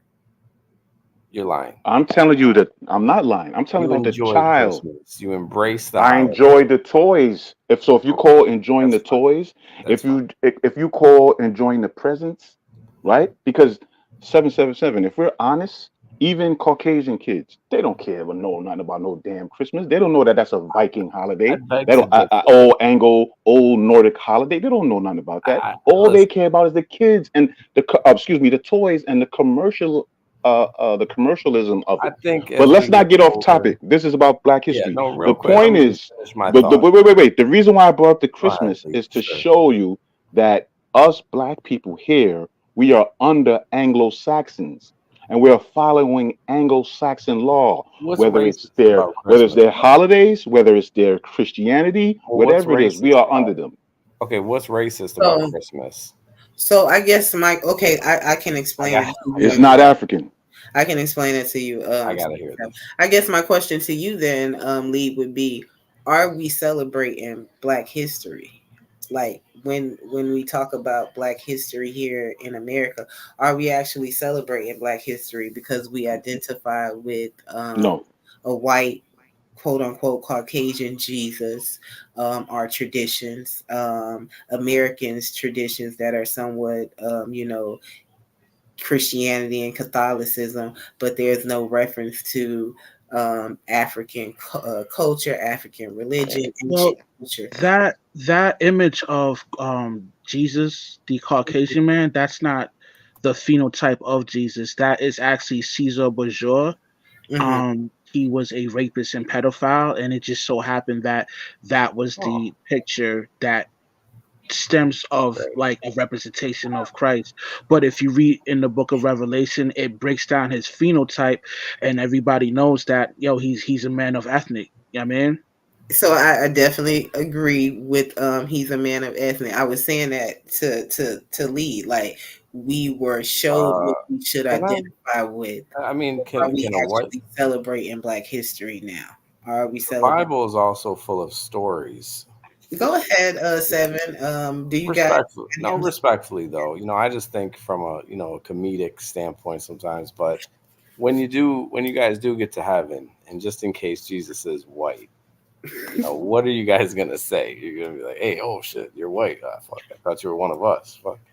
But either way, does it really matter what color Jesus is or was? I mean, so are you guys gonna not worship him if you go up there and you see that he's white? Are you gonna say, hey, you know what? This ain't for me. Send me to hell. So it's not necessarily that 7-7. When we're talking about Black history, are we actually celebrating our Black history, our ancestors? What color is God? God is. I think God is who you. Did you say God is black? That's a beautiful. My mom has always told me that God was a black man. She told me Santa Claus was a black man. She told me that those are the people who. If Jesus, okay, so 777. Everyone knows God is white. Come on, man, stop being stupid. Jesus is no. It's not about that. You asked me God. Oh, okay. If Jesus is black, God isn't a person, so he has no color. Would you guys all agree to that? He's clearly not a person, right? I disagree. God is a black man. God is okay. All right, I see where we're going with this. Oh, okay, my brother, go ahead. I mean, you can finish your point, Seven. I think you should bring us into it, or bring me into it, because I'm I think that race. I think if the conversation is about race, then blacks will always take second place. Because you're already behind us when it comes to the race. And if literally, no pun intended, but when you constantly bring up race and constantly bring up how, the white man hinders us from overcoming and succeeding in life, you're telling that's a loser mentality. And if you go into a fight thinking you're going to lose, guess what? You're going to lose. So when's enough? When are you going to stop? Poor analogy. So thank you for that. No, it's true, though. In boxing, if you think you're going to lose a fight. Thank you for that, Seven. And ironically, Barney said the same thing. Ironically, you guys do share the same skin tone of what I would assume would be Seven. What a coincidence. Yeah, so that was my question that I asked Rush, quote unquote. Like, this is Black History Month. We're celebrating and edifying Black people who did wonderful things in life and who are doing wonderful things in life now. You guys are minimizing Black excellence and Black greatness. I don't think I am. I didn't say anything like that. Excuse me, to Martin Luther King, slavery, and Malcolm X, when there's so much more that African Americans have done. So my question to you is, I understand that you feel that I can't see anything that you guys are saying at any type of level. Like, I don't understand how that can be victimhood or how that could be holding us back or anything. I think that you guys are speaking from your perspective, and your perspective will always be. Slavery wasn't so bad. Slavery wasn't even that bad. Was it not that bad? Do you have family members, or were you a slave, or does your family have a history of coming from slavery? Queen, give me a second, Queen. Yes. A lot of those slaves were saved and turned into slaves from something even worse than what they could have been, or killed, or deleted, excuse me.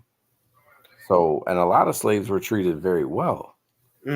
A lot of slaves also had Black masters. So you're partially to blame for slavery. So this is what white people usually do. They come and they to jump real quick. Go ahead.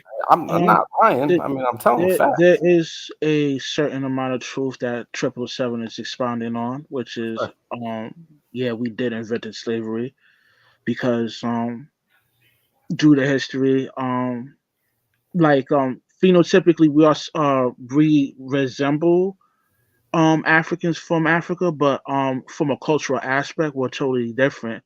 That's why when the Assyrians took over the northern kingdom of Solomon and the southern kingdom of Solomon, we spread it out from different areas like Greece, Rome, West Africa, and etc. So when we arrived towards West Africa, the Africans captured us and kept us as prisoners. So when the Caucasian finally arrived, pretty much the Africans sold their prisoners to the Caucasian, which was us, and they took us and we got dispersed from different. Rush, can I ask you real quick now, Rush, because I think respectfully Roz is a little ignorant with history. Now, Rush, the white man never captured his own people previously before that incident and sold them as slaves, correct? I disagree. It wasn't in our nature. It wasn't in our nature to do that. Let me finish. The Irishman was considered to be a slave in the United States, but the thing with the Irishman, they was actually competing. Yeah, let me finish. The Irishman was competing against the black slave, which they wouldn't get enough work to sustain themselves. You know what I mean? So the Irishman was considered to be a slave in the United States. So I disagree with that. Well, who made him a slave? The dominant race within the United States, which was European. Yep. But if the Irish made themselves slaves, how could we make them slaves? They chose to be slaves. Yo, man, I just answered your question, man. I'm just saying they chose. Okay, but what I'm saying is Africans captured their own people and sold them, though. So here we go. The white man wasn't selling the Irishman. They were just working them. Thank you, Smitty Connors, for joining. Irish were never slaves in America, is what Lee Clinton says. Thank you, Lee, for that. This is Black History Month. So we're talking about Black history. We're not talking about white slaves or the 300. Blacks created slavery, though, Roz. No. Okay, yes. Africans sold Africans to Portuguese and white men, and they took them to the British Island. They took them to Britain. They took them to the Americas. Yes, we know that. But check real quick, Raj girl. Wait. Can I say something real quick, Rush? And then you could go real quick. It's gonna be real quick. All I just want to say is this: yes, but the slavery that was the European slavery is not the same. That's all I'd say. Go ahead. Yeah. Now, yes, phenotypically we resemble as Africans, but culturally we're not Africans. We are actually the true children of God. You know what I mean? The Hebrew Israelites. Big difference. You know what I mean? So the Africans sold off the Hebrew Israelites towards different, you know what I mean? That's not true. You know If you were God's children, why would he allow you guys to be captured and enslaved? You got to read the book of Deuteronomy, man. It'll let you know. Deuteronomy is fiction. Do you have anything to say? I know that you said you wanted to speak on some things. A lot of things have been said. So, what do you want to speak on? I mean, I don't even know where to begin. I want to refute this 777 stuff, but we got to keep it on the black tip, so we'll just keep it there. Truth. So I'll fight my urge to talk about all that stuff. I'll just talk about Rosa Parks, right? If I go back there, sorry. And I want to talk about myself, of course, my favorite topic, and the back of the bus. And I had an experience when I went to India, it was weird, man. I was in a Muslim area, and the buses were segregated by sex, and it was like as an American, I've never quite seen that, and it was like actual like pictures. You didn't even have to read Indian, whatever, and the men had to sit in the back. Unless they were accompanying a female, then they could sit in the front. And it was interesting. So that's it. But also Rosa Parks, that was not to take away from what Rosa Parks did, but that was all planned. She was handpicked, and they were ready for her to get arrested, and they went and bailed her out like immediately. And they picked her because she was smart and beautiful, and she was a great, not disparagingly, but she was a great tool to fight segregation. That's all. The end. Thank you for allowing me to talk. Tool that was used in the civil rights. Wow, you called a black woman a tool. You're taking it the wrong way on purpose. But listen, it was I'm not 777 is 777 is. Yeah. But it was the way it was taught in school was just like there's just some random woman who just had enough, and she decided to fight the system on her own, and that's not true. She was involved in all of this desegregation efforts, and she was an activist, and it was planned ahead of time. And that doesn't make it bad, or that doesn't make it less, but it is an interesting fact that they never taught us in school, and it's kind of odd they never taught that. But those are the facts. Thank you for that, Barney. Angela Bryant has joined the chat. Thank you so much, Angela, for joining. She says, because God's children were disobedient, so he scattered them into captivity. HB2N says, keep it on the black tip, Barney. Mo Love says, Angela, this is so true. Lee says, what's your point, Barney? HB saying Wild Orange, and HB says Rosa Parks is a tool. My point is that question was brought up prior to, I guess, people listening. You were talking about Rosa Parks, and was it planned or not? And I just, I'm like a little kid in class. If I know the answer, I just want to say it. And so my real, I'm sorry. But if it was planned or not, does it diminish what black people were going through at that time? No, I'm not saying this to diminish her efforts or I'm not trying to diminish anything. Mm-hmm. So, but it's just interesting that they never taught us that. Okay. So during that incident, Rosa Parks and all that, the other thing they didn't teach or mention in history was 75% of the bus riders were actually African Americans. So 75%, that's 3 out of 4 people on that bus were black anyways. So majority of those seats were taken up anyways by blacks. And when that single one white man came in there, they all had to get to the back.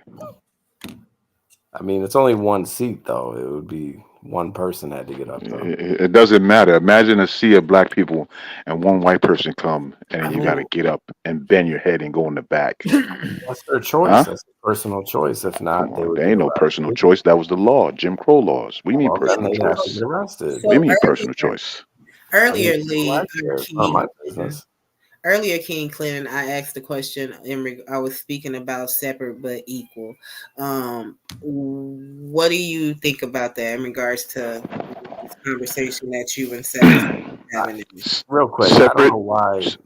Let me just get. Go ahead, Seven. Thank you, sir. I don't know why you guys can't just accept that the white man built this country. You guys are basically part of the country, and just accept it and move on. The white man created all of this. How about a thank you? How about compassion and empathy and understanding that even if we did, how long though? Who look like how me? Long do we got to be this country? We were never treated like citizens of this country.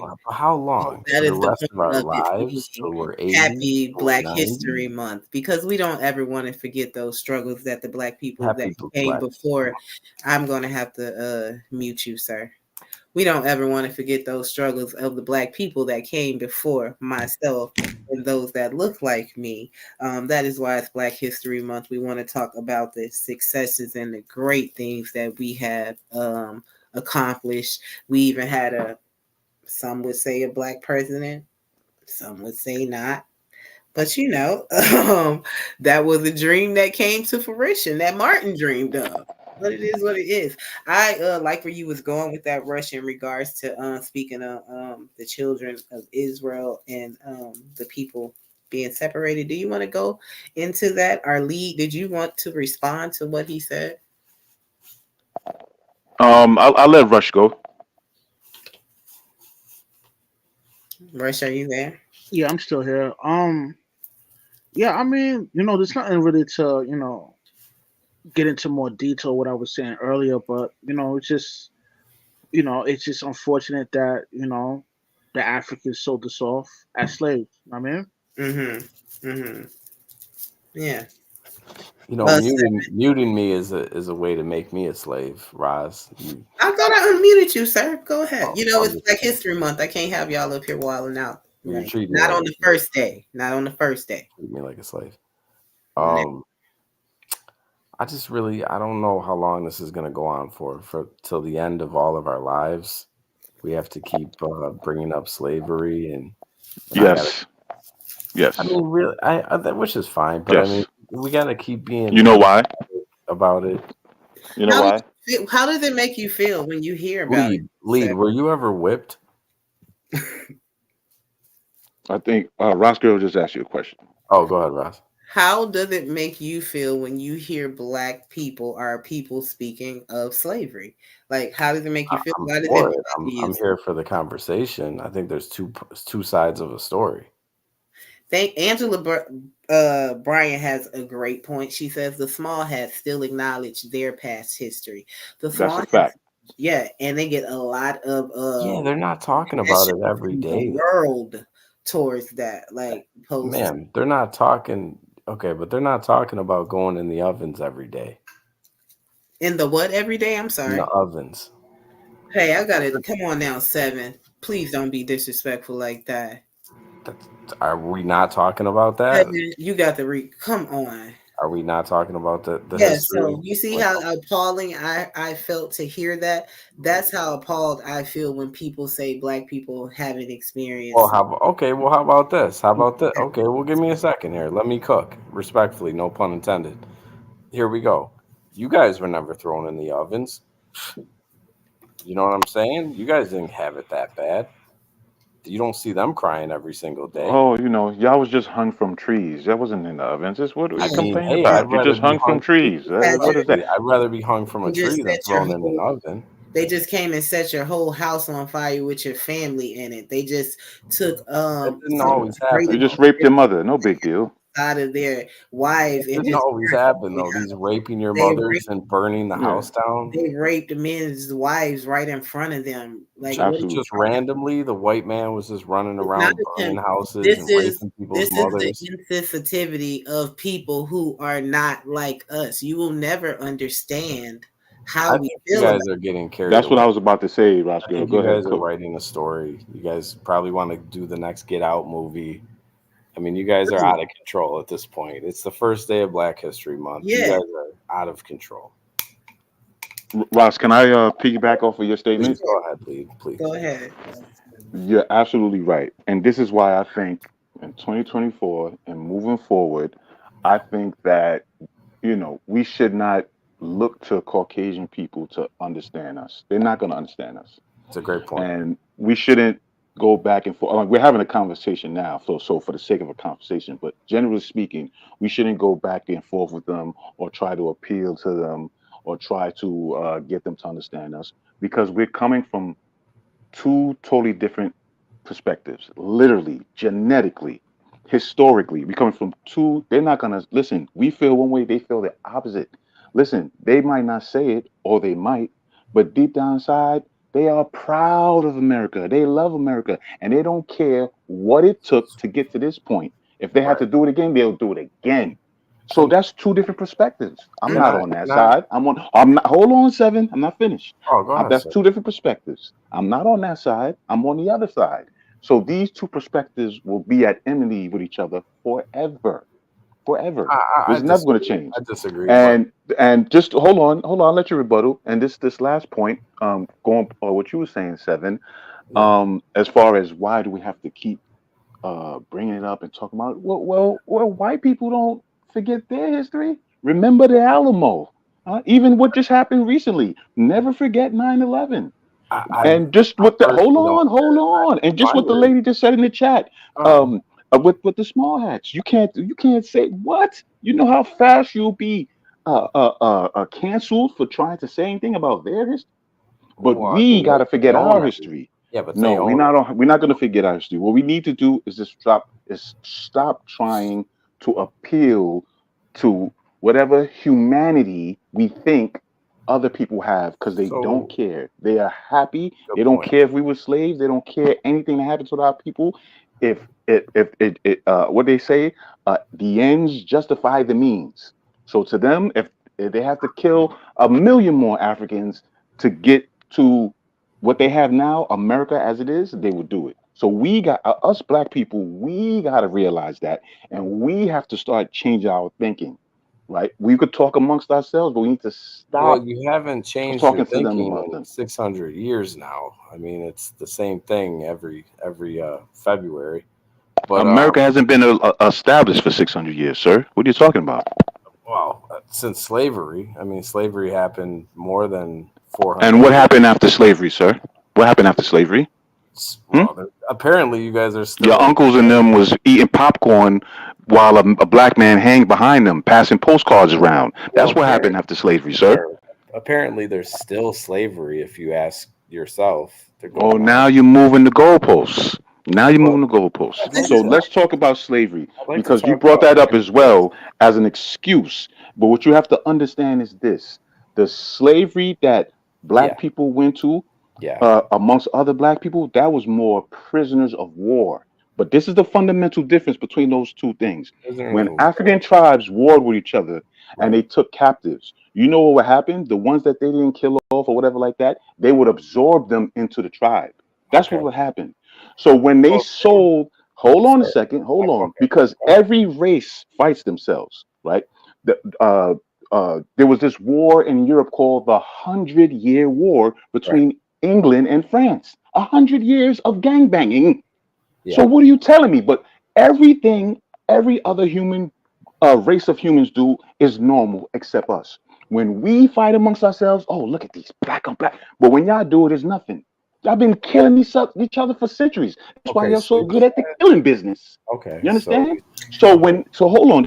I'm gonna land my plane. The point is, respond, please. Yeah, I'm gonna land the plane. This is the point.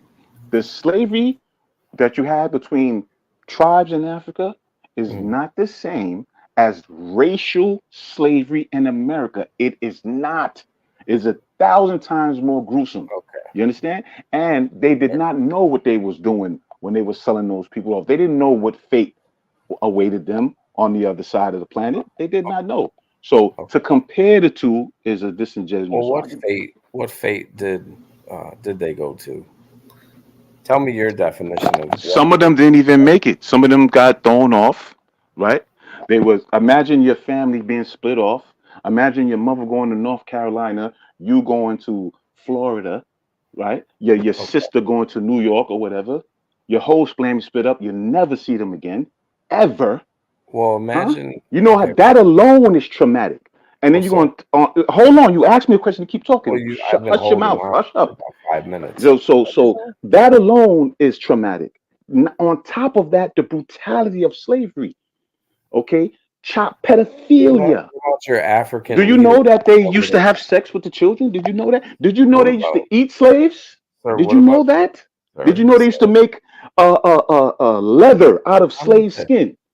You cannot imagine the horrors, sir. You cannot imagine. So yes, we're not going to.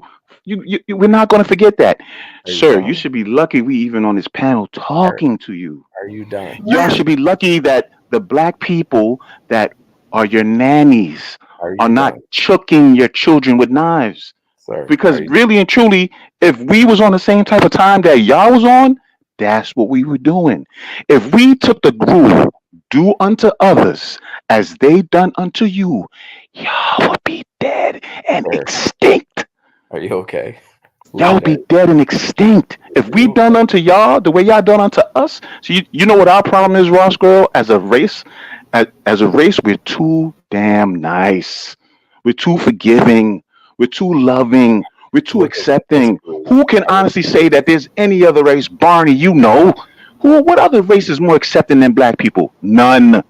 You think you could do what you did to us, the Chinese people, and they just invite you? What? So, King Clinton, who should we be angry with? Who should we be upset with when you are speaking? Are you speaking about America itself, the systems in America? Or are we talking about these two guys here?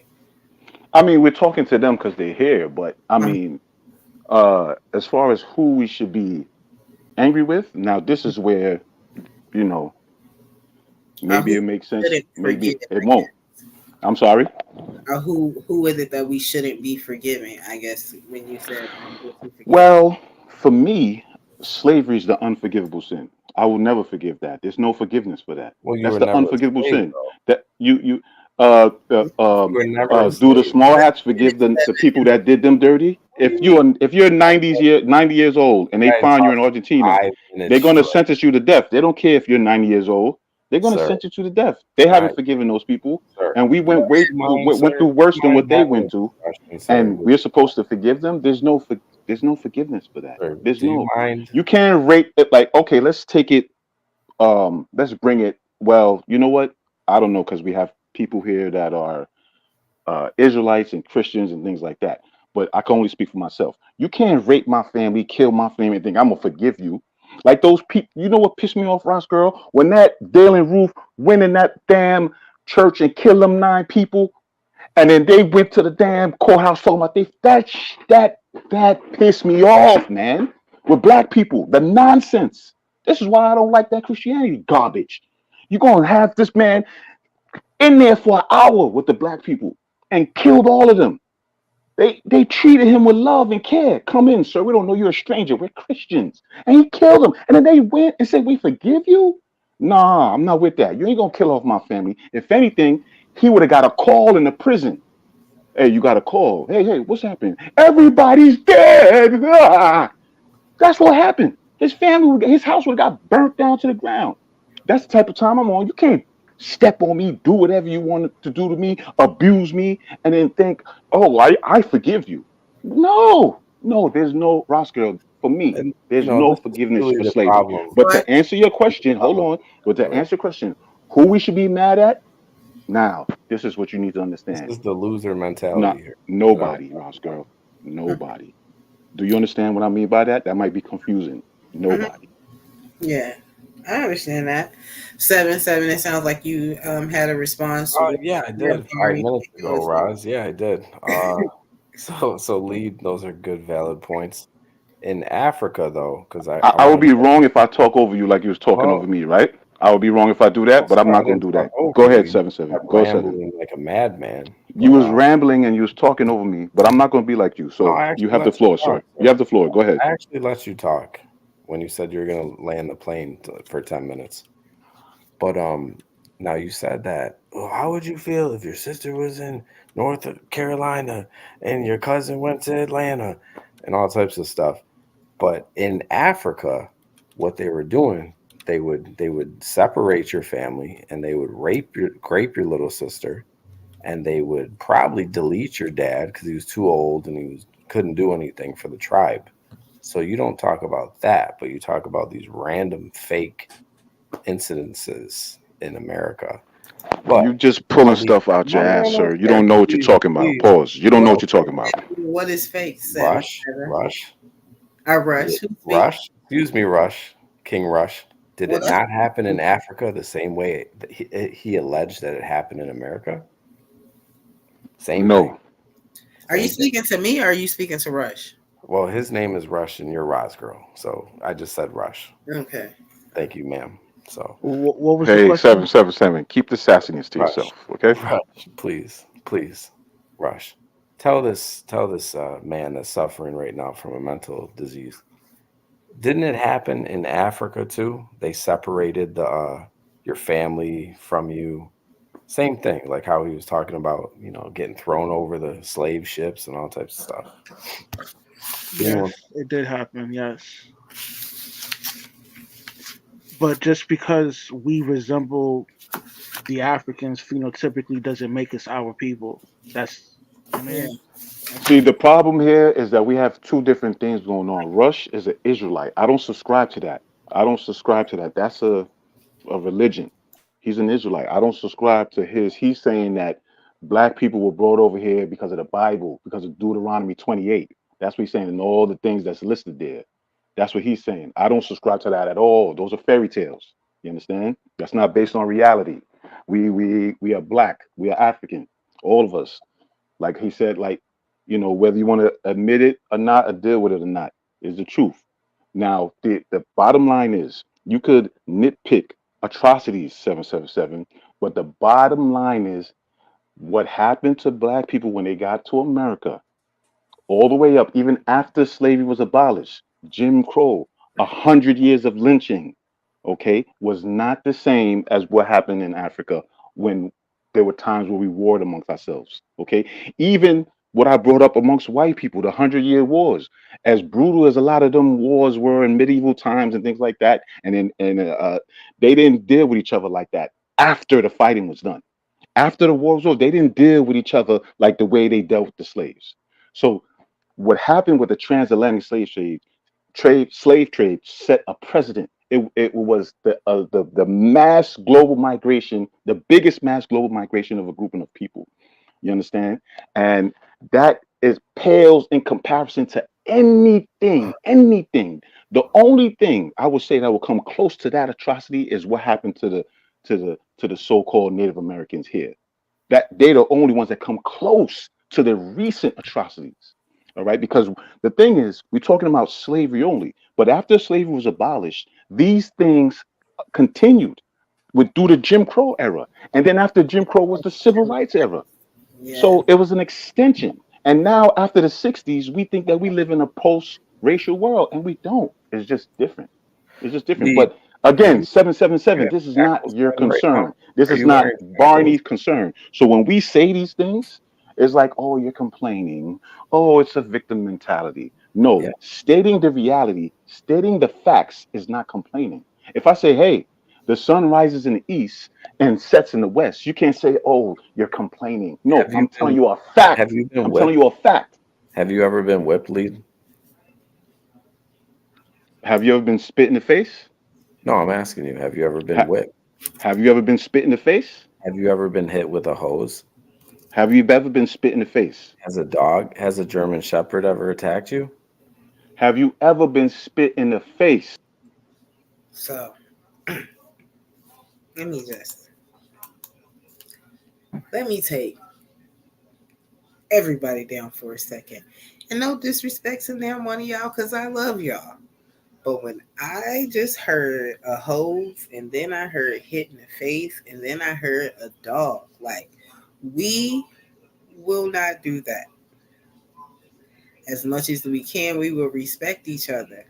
This is can be an emotional topic, can be a heated topic. And we all have our own personal views. But while we are on the panel with each other, please respect one another. Please do not refer to each other with racist epithets. Please don't do that. I would appreciate that. Bringing y'all back up.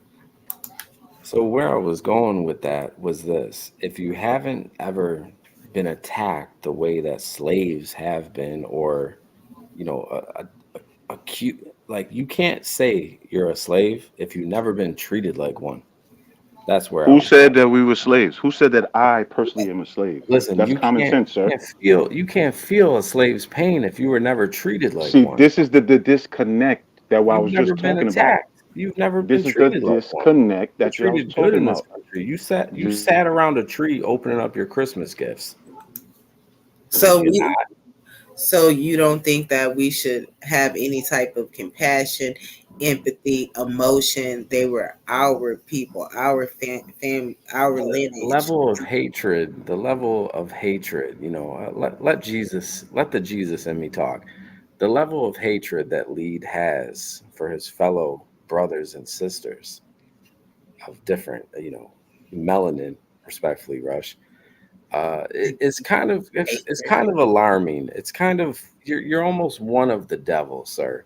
It's almost as if you have a pure evil spirit inside of you. Maybe you need to work on that. Maybe you need to work on that and find Jesus. 777. I was given this world. I didn't make it. No, And truly what you're believe you have saying is very hypocritical. Is the demon. pot calling the kettle black, I sir? believe you have a demon in you, sir, and you need to get right with the Lord. It takes one to know one. Okay, 1 second, you guys.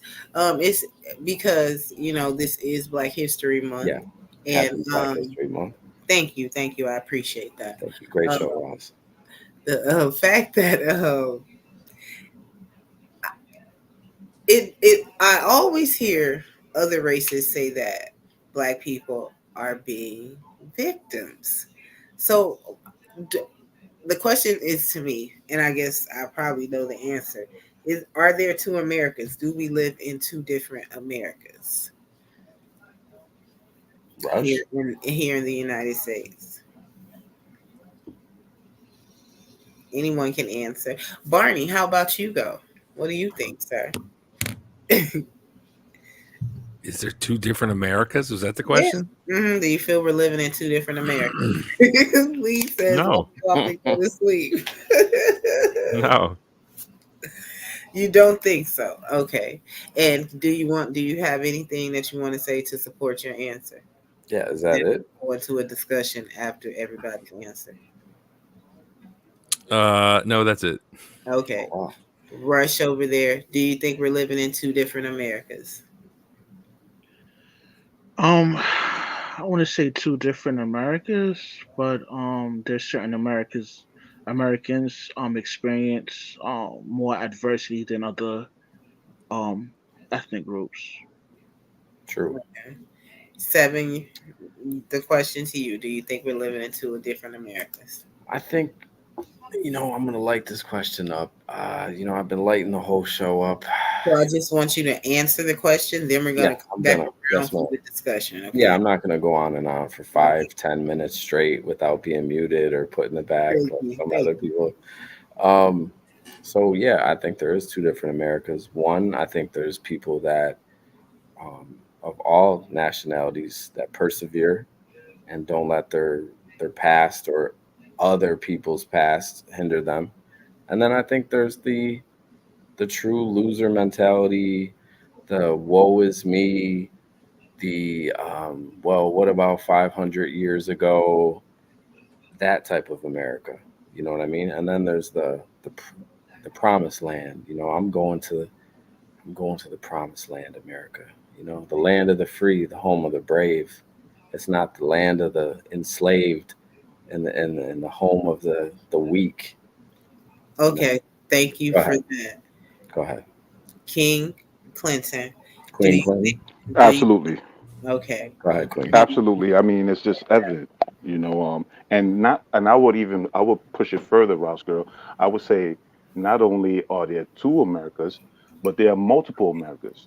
Barney and 777, he's upstate, but I'm sure he's been to the city. You go down to Chinatown, that's a whole nother world. Mm-hmm. They have their language down there. You would, if someone put you in blindfold you, spin you around in Chinatown, you would think you was in China, like for real.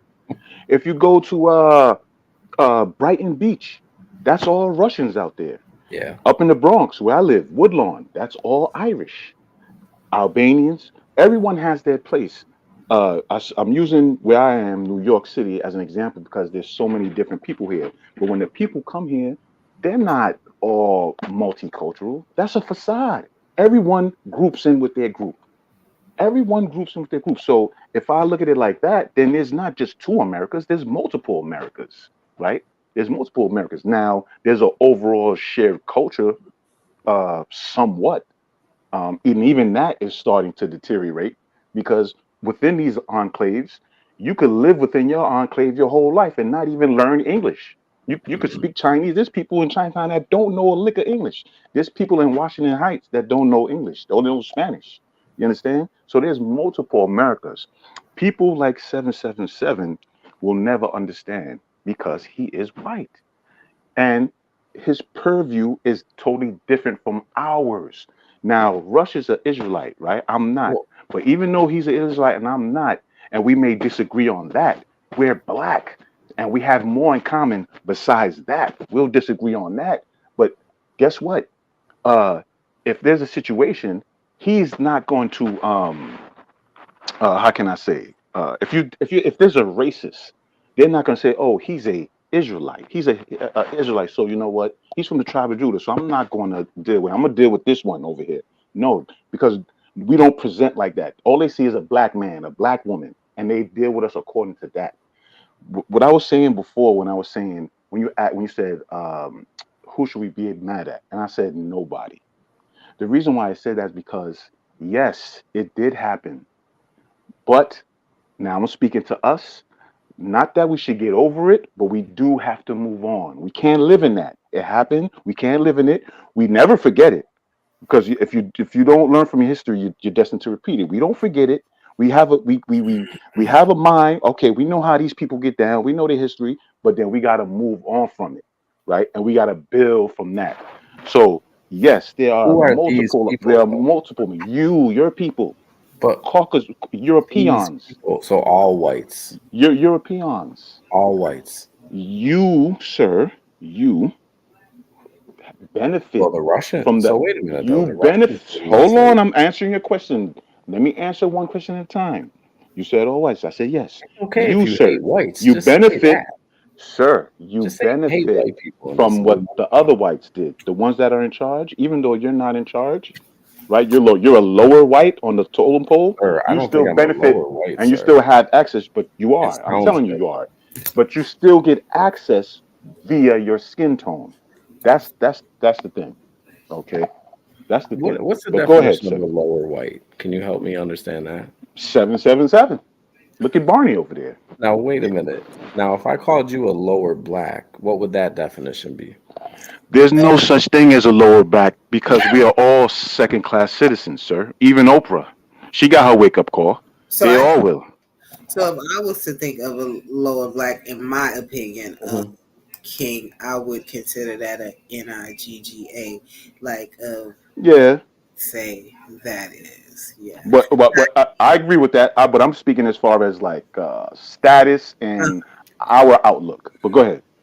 Hi, Nina. Thank you for joining. Mr. Speak On It has joined. Thank you so much for support. And here for the tea, thank you. I'm not sure if you guys heard me earlier, but thank you so much for your cash app. I greatly appreciate it. You're welcome, Ross. You're welcome. Roscoe, can I say something real quick? Yes, of please. Course. Barney, you got somewhere to be, man. Like, go log off. Get out of here, man. You on your phone. You sucking your fingers. You got ketchup on your nails or something, man. Get out of here, man. Beat it. Over there, what's going on here, man? You being disrespectful, man. Ross girl is so fucking nice, man. Ross girl is so fucking because you would have been get the fuck up out of here. But yeah, you disrespectful. You're on your phone. Come on, man. Let's get it together, man. No swearing, lead. Well, what did I do? I had a phone call. I'm sorry. I had to take the phone call. Calm down. Show some panel etiquette. Calm down. If you don't mind, I wanted to tell her, but you wouldn't be quiet. I was trying to tell her, hey, because I don't like to leave abruptly. But you don't have to leave, sir. Just calm down if you're on the phone. Calm down. Come on, just show some respect. Okay, all right. So you're with us now? You're with us? You're off the call? You're taking. Can we have your undivided attention, sir? Is that okay? We know you're sensitive, lead, and I apologize. I will have to raise my meter to tap dance around could you pretend you want to be around black people? Can you pretend at least? Act better? Come on. So I'm here now. We do have a couple more people who joined the chat, so I do want to remind you guys that it is Black History Month, and we were celebrating the first day, and we've transitioned into the second day. So hey, happy second day of Black History Month! And the conversation tonight was, are we getting the fruits of I our think it labor, was a great conversation. ancestors' labor? Are we as Black people reaping those benefits?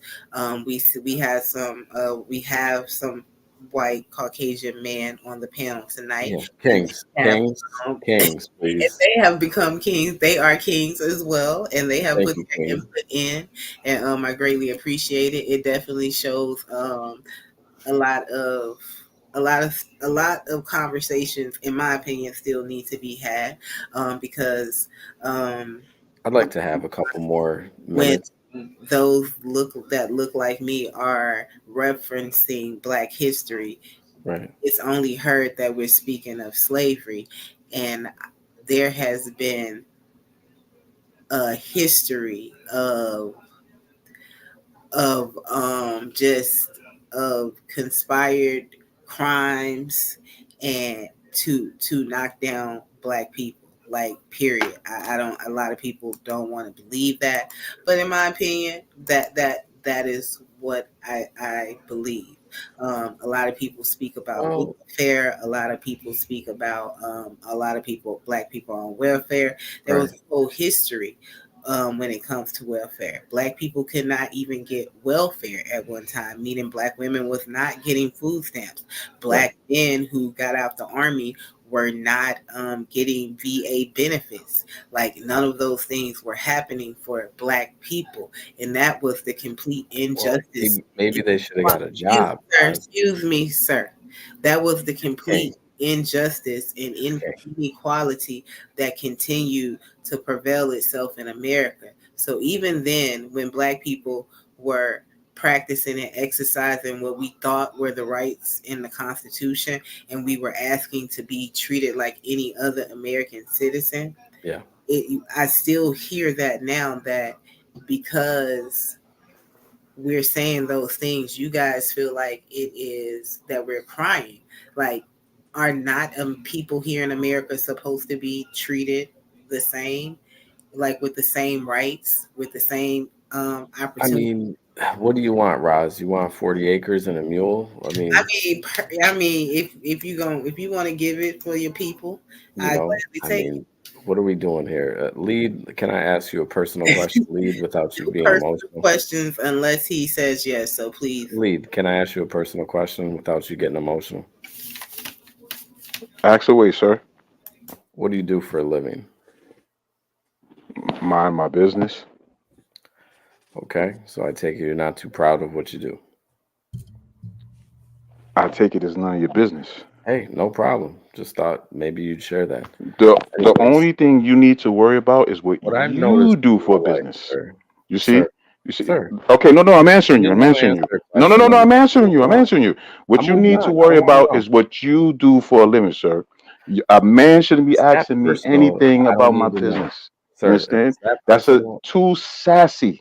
I don't go that way. I'm not with that type of stuff. You understand? I don't do the sass. Sure. I don't do the gossip. I don't do that. That's effeminate behavior. So you guys, let's look at Mr. Can I finish? Cut you off. Let's look at Mr. Speak on its comment here. He says, "I feel like at this point, Black history is a sham, and our history is now American history." Okay. Any comments? Can I answer that, Ross? That's a good point. Ross? Mr. Speak on it has a point. He has a point, because it happened in America. It is American history. It is. It's different viewpoints, right? Like, for example, if you look at the Civil War, the South's viewpoint is different from the Union's viewpoint, and that divide is still here today with the South, right? So it's two different viewpoints. So yes, it is. He's right. Mr. Speak on is right. It is American history, all right. But unfortunately, like you have what's going on in Florida and different places, they're trying to erase this history for some reason, but you can't, because it's all connected, and you can't erase one without erasing the other. So yes, it is American history, but for some reason, there's some disingenuousness as far as coming to terms with this history. Like, if whatever was done beyond, like, let's say from their perspective. Yes, we did this. Yes, we did this. That we're sorry for it. We're ashamed of it. We're gonna teach what happened, the good, the bad, the ugly, and we're gonna say why we're moving forward, we're not going to do that no more. I would think that would be the position that they would take instead of trying to sweep it under the rug, trying to say you're complaining, you're this, you're that. No, we don't have to make up lies. We're all here for a reason. Who Right? freed the Whether you slaves? believe you're Native American, whether you believe, I'm speaking about black people now, whether you believe you're Native American, Hebrew, African, whatever, the bottom line is we all don't speak our indigenous language. We speak English. So Who freed the something happened slaves? to us. The North So freed the slaves. Right? it's all American history. Why did they free the slaves? Well, I'm let's sorry, talk about Roscoe. American history. No, Who freed I the was let slaves? The 7 white seconds man. respond. The white man freed the slaves. Why did he? Why? Did he Seven? not? Why? You know your history. Why Seven? Why? Did the white If man you're gonna bring that up, then you gotta flush it through. at least Why? give Bring me it that? home. Why? At least give me that. Why? Did I'm not asking free you the a slaves? question. I didn't say you were wrong. If you Why did he free? You said the Union, the white man from the North. 1 second, y'all.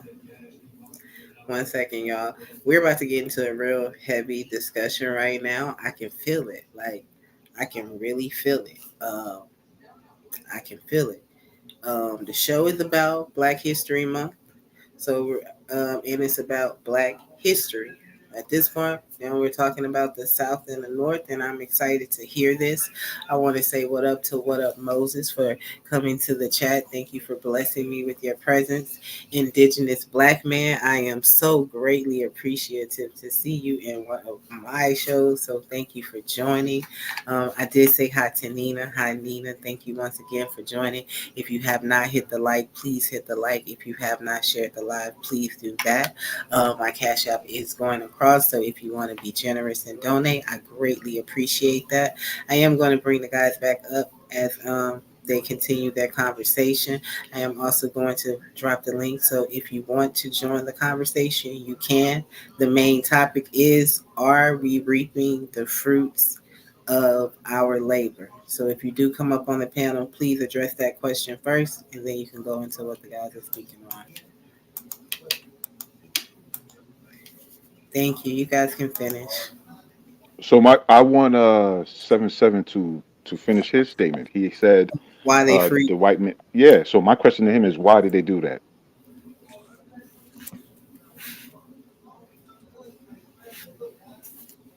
I was on mute. I'm sorry. I was on mute. My fault. I didn't get you, but go ahead. No, I thought I was talking, and I was like, "Oh shit!" So it was to contain slavery, technically, but it was also to preserve civil rights and free labor. So I'm going to push back on that, and I'm going to say that you're incorrect. That they did not care about black people, and that they did not. Okay, Kanye. All right. Let me finish. I didn't interrupt you when you. I asked you a question and I stood quiet. Allow me to finish without being interrupted. They did it because they found a new way. Remember 777. This was the what age? What age was coming in, sir? What age? Okay, I'll answer for you. The industrial age. This is your history, sir. You don't know this? The industrial age. We're talking about automation. Want to be interrupted. Okay, I asked you and then you didn't answer. Okay, so now I'll talk. It was a pause. Okay, so automation, sir. Automation. The technology of the day was beginning to fast track. They didn't need labor no more, right? But the South, what they did with slavery, they institutionalized. What does that mean? That means it became a part of their culture. So they was not willing to part ways with it, right? It was deep embedded in their culture. The North has always been known as the intellectual part. That's why you have all these so-called Ivy League schools up in the North and the Northeast, right? I'm not finished. I agree. No. This has smarter than the South. Yes. So again, that goes to my point that they came up with a new way of doing this, a new modus operandi. They didn't need physical labor like they needed before, because what is lost is how much slavery was in New York as well. People don't understand that. They think that it was just in the South. No. Besides Charleston, South Carolina, it was more New York. Besides Charleston, South Carolina, New York City was the second biggest slave port. So yes, they had slaves up here. There was a lot of slaves. They weren't in fields picking cotton. They were doing other laborious work. Yeah, they were doing regular shit. So Lincoln said out his own mouth that I would not free. I would not free one slave to save the Union. In other words, he don't care about slaves. He don't care about slaves. This is not about them. This is about we have decided. To stop it from spreading. Listen, you're not listening. You're not telling me anything I don't know, sir. Well, so then, if you knew that, you wouldn't have gave the answer you gave. The answer you gave shows that you don't know what you're talking about, sir. You understand? You're on record here. It was. You're on record. We could go back a couple minutes. You don't know what you're talking about. They did not free slaves for no liberty or any of that BS. They don't care. They didn't care about them. They were containing slavery. They were exhibiting what is known as white supremacy, which is another thing that escapes people. People think white supremacy is a bald-headed white man with tattoos over his face. White supremacy when they freed black Shut slaves? your mouth and let me talk, and I will explain it to you. You imbecile! Really don't know what you're talking Shut your mouth. Sir. Shut your mouth. So you guys, it's talking about white supremacy. I was going to explain it to you. I was going to learn you. You don't understand. You're simple. You can't teach me anything, sir. Because you don't want to learn. Sir, you can't teach me anything. You're on a spectrum. You can't learn properly. Bringing me tea you what's called hard-headed. You would have been bringing me tea. You understand? Said, hey, leave. Do me a favor. Bring me a cup So of for tea. people that are here, so for people that are here, right? Yeah, there we go. This is better. Yeah, there we go. It's just me and you. Nice. Listen, pause. Pause. Just the way you like. They exhibited white supremacy. 777. White supremacy is not I hate black people. White supremacy is this black person just came up with an invention. I'm going to circumvent his invention and I'm going to take it for myself. White supremacy is not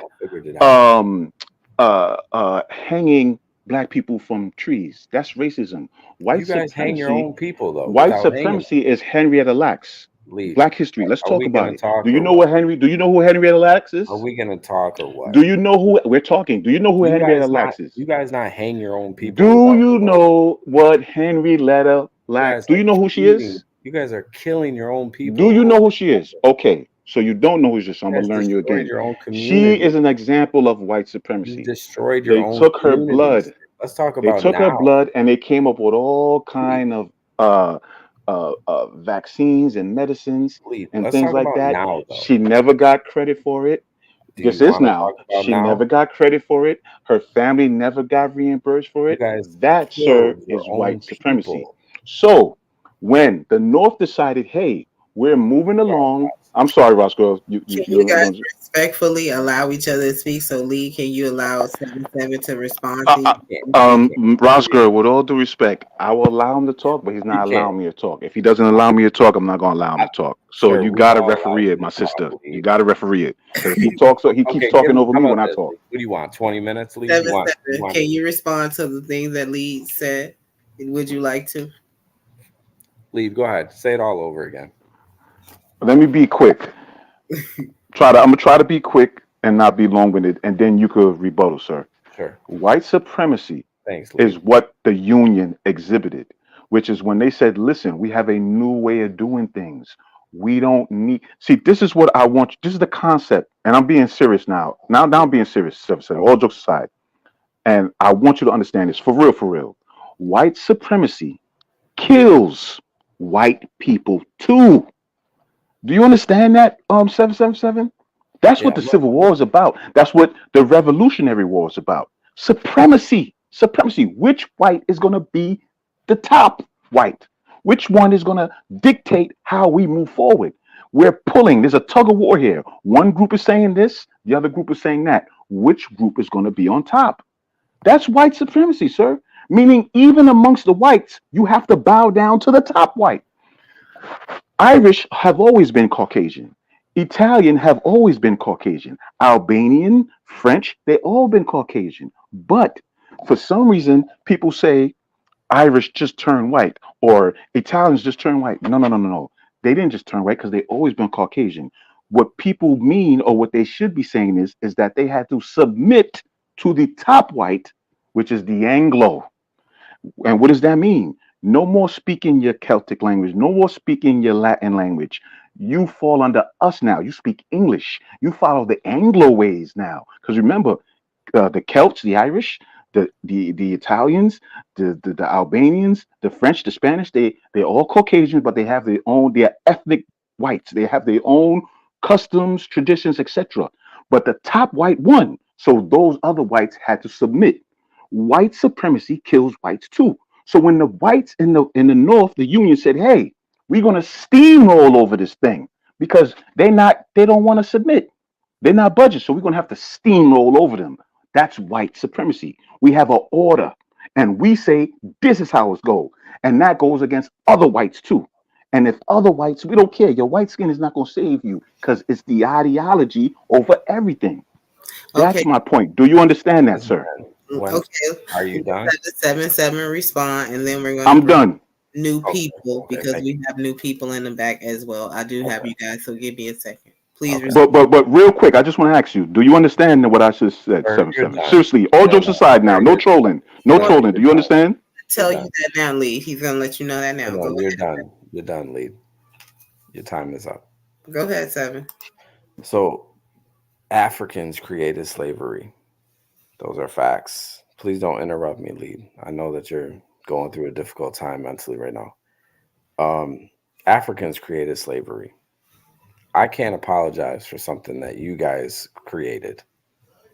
It's not my fault. It's your fault. It's your ancestors. It's not my ancestors. That's first.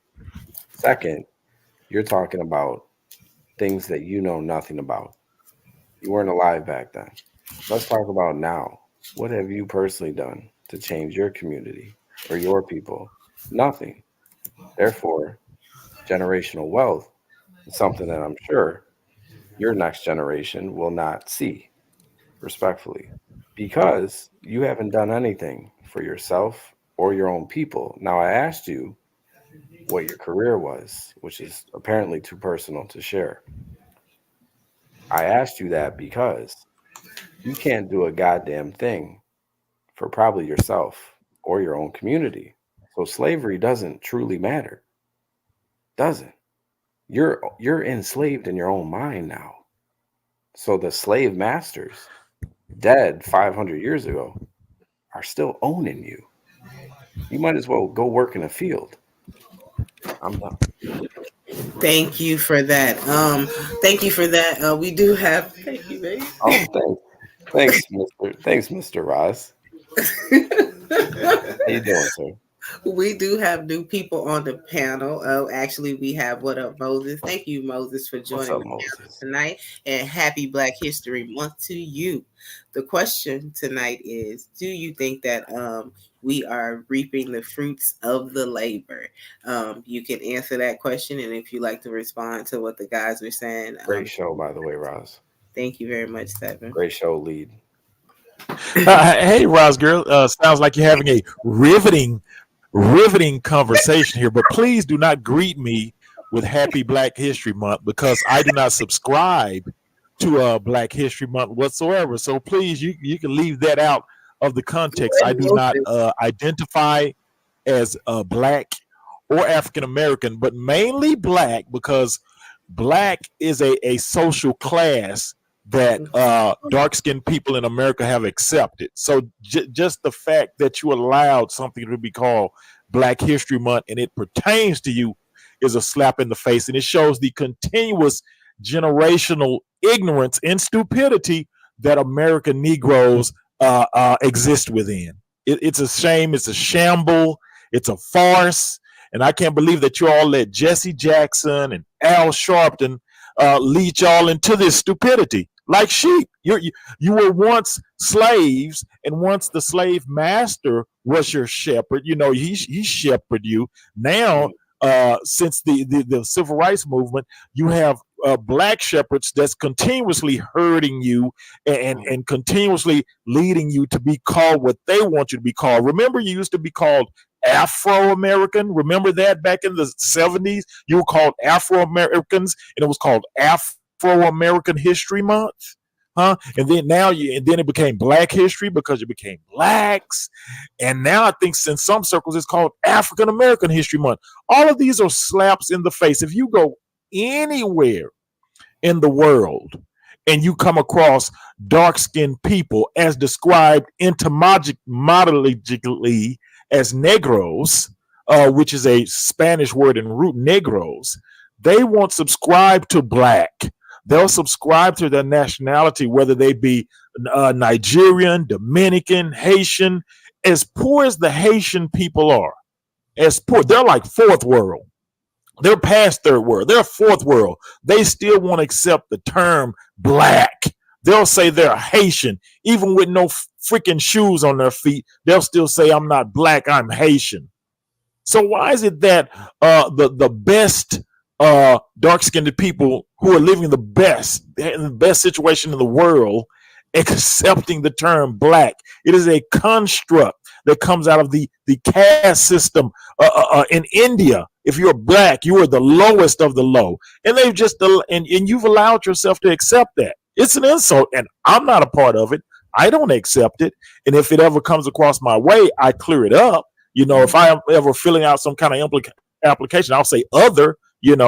I'll do that, and then I explain what I'm an American. I'll accept Negro or person of color before I ever accept African American or Black. It is an insult. Mm-hmm. And for you to accept it means you consistently subscribe to the victimhood.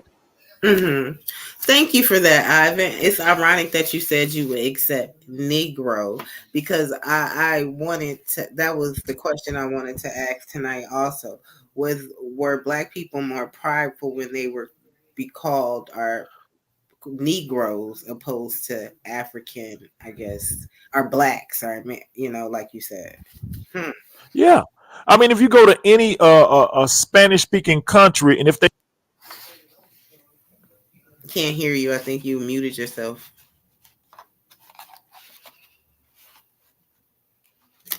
I don't think he's on mute. Oh, I can't hear him. Can you hear me? We can hear me now? Yeah. Okay. Yeah, if you go to any Spanish-speaking country and they describe a dark-skinned man, or as y'all would say, a Black man, they're going to say El Negro, which means he's just a dark-skinned man. He's still a man. He's just of a darker hue. And that's just to describe you. We can't hear you again. I think he's got water in his microphone. So while we're waiting on him to come back, Indigenous Black man says, I need to show him the man who created races as we know it. You got to pull him up now, Roz Girl. I'm serious. Do you want his name? Go ahead, put it in there. The ancestors have spoken. Moses, we cannot hear you, sir. Roz, are you smoking a cigarette? No, I don't smoke cigarettes, sir. Oh, I thought that was a cigarette. No, it has a filter on. It's King, Roz. Can you please call me King while I'm up? Slightly melanated King, please. So the things that Black Moses was saying tonight. Great point. Barney said though that he kind of referenced that earlier when he said he thought that it was a shame or an embarrassment somewhat for Black History Month. So Moses is Moses, and I can definitely understand what he means and where he's coming from, but I'm kind of surprised that you guys had the same thought process, Barney, as well as Seven. I mean, go ahead.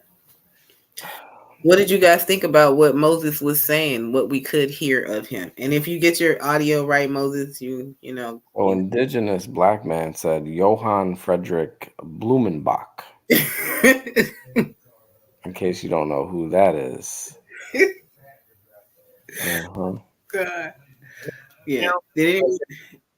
Hello, you there? Hi. Nah, can you hear me?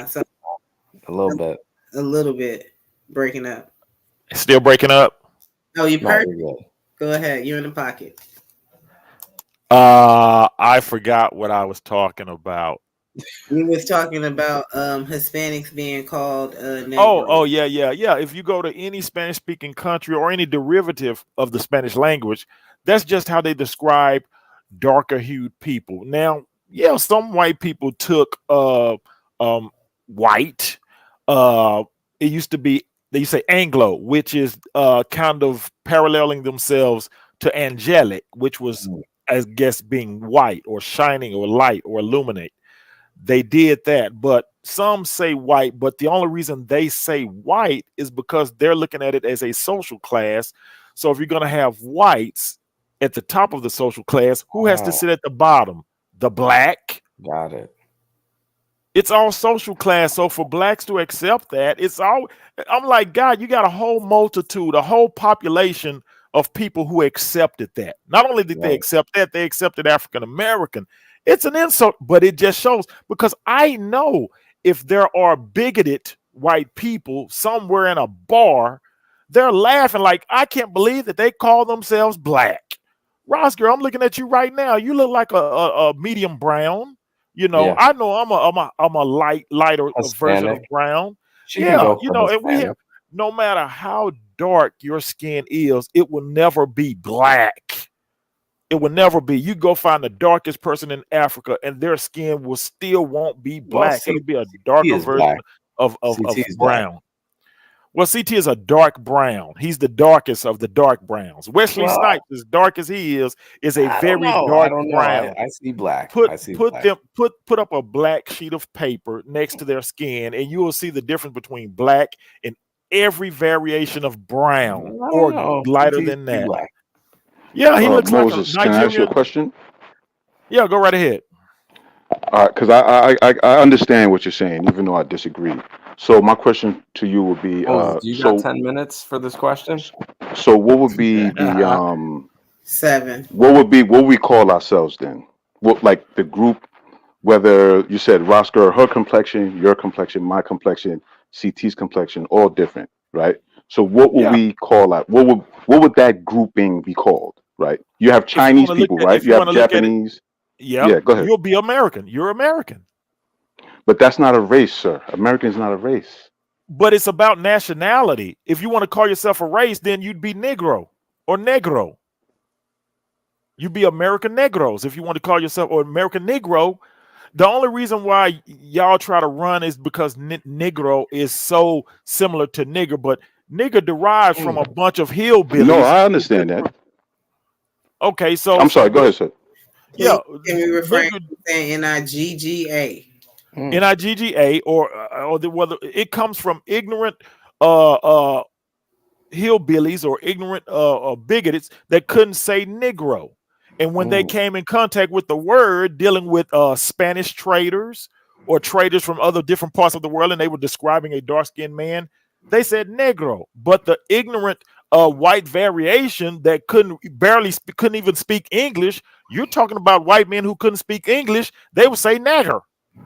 And that's how it came about. And I never knew that. I never knew that. Right. So if we want to be honest about it, that's where it comes from, because we have a tendency to take what a person is and create a derogatory term out of it. So negro, niggers, okay, Spanish spicks. You know, we do that. That's what we do. If you come to the shores of America, you're going to be called something derogatory, but that just means you're American now. That's all it means, you know. So just the fact that Blue Jay said it comes from the I can't do it. No, it doesn't come from the Niger River. It doesn't come. It comes from the word negro. It comes from negro.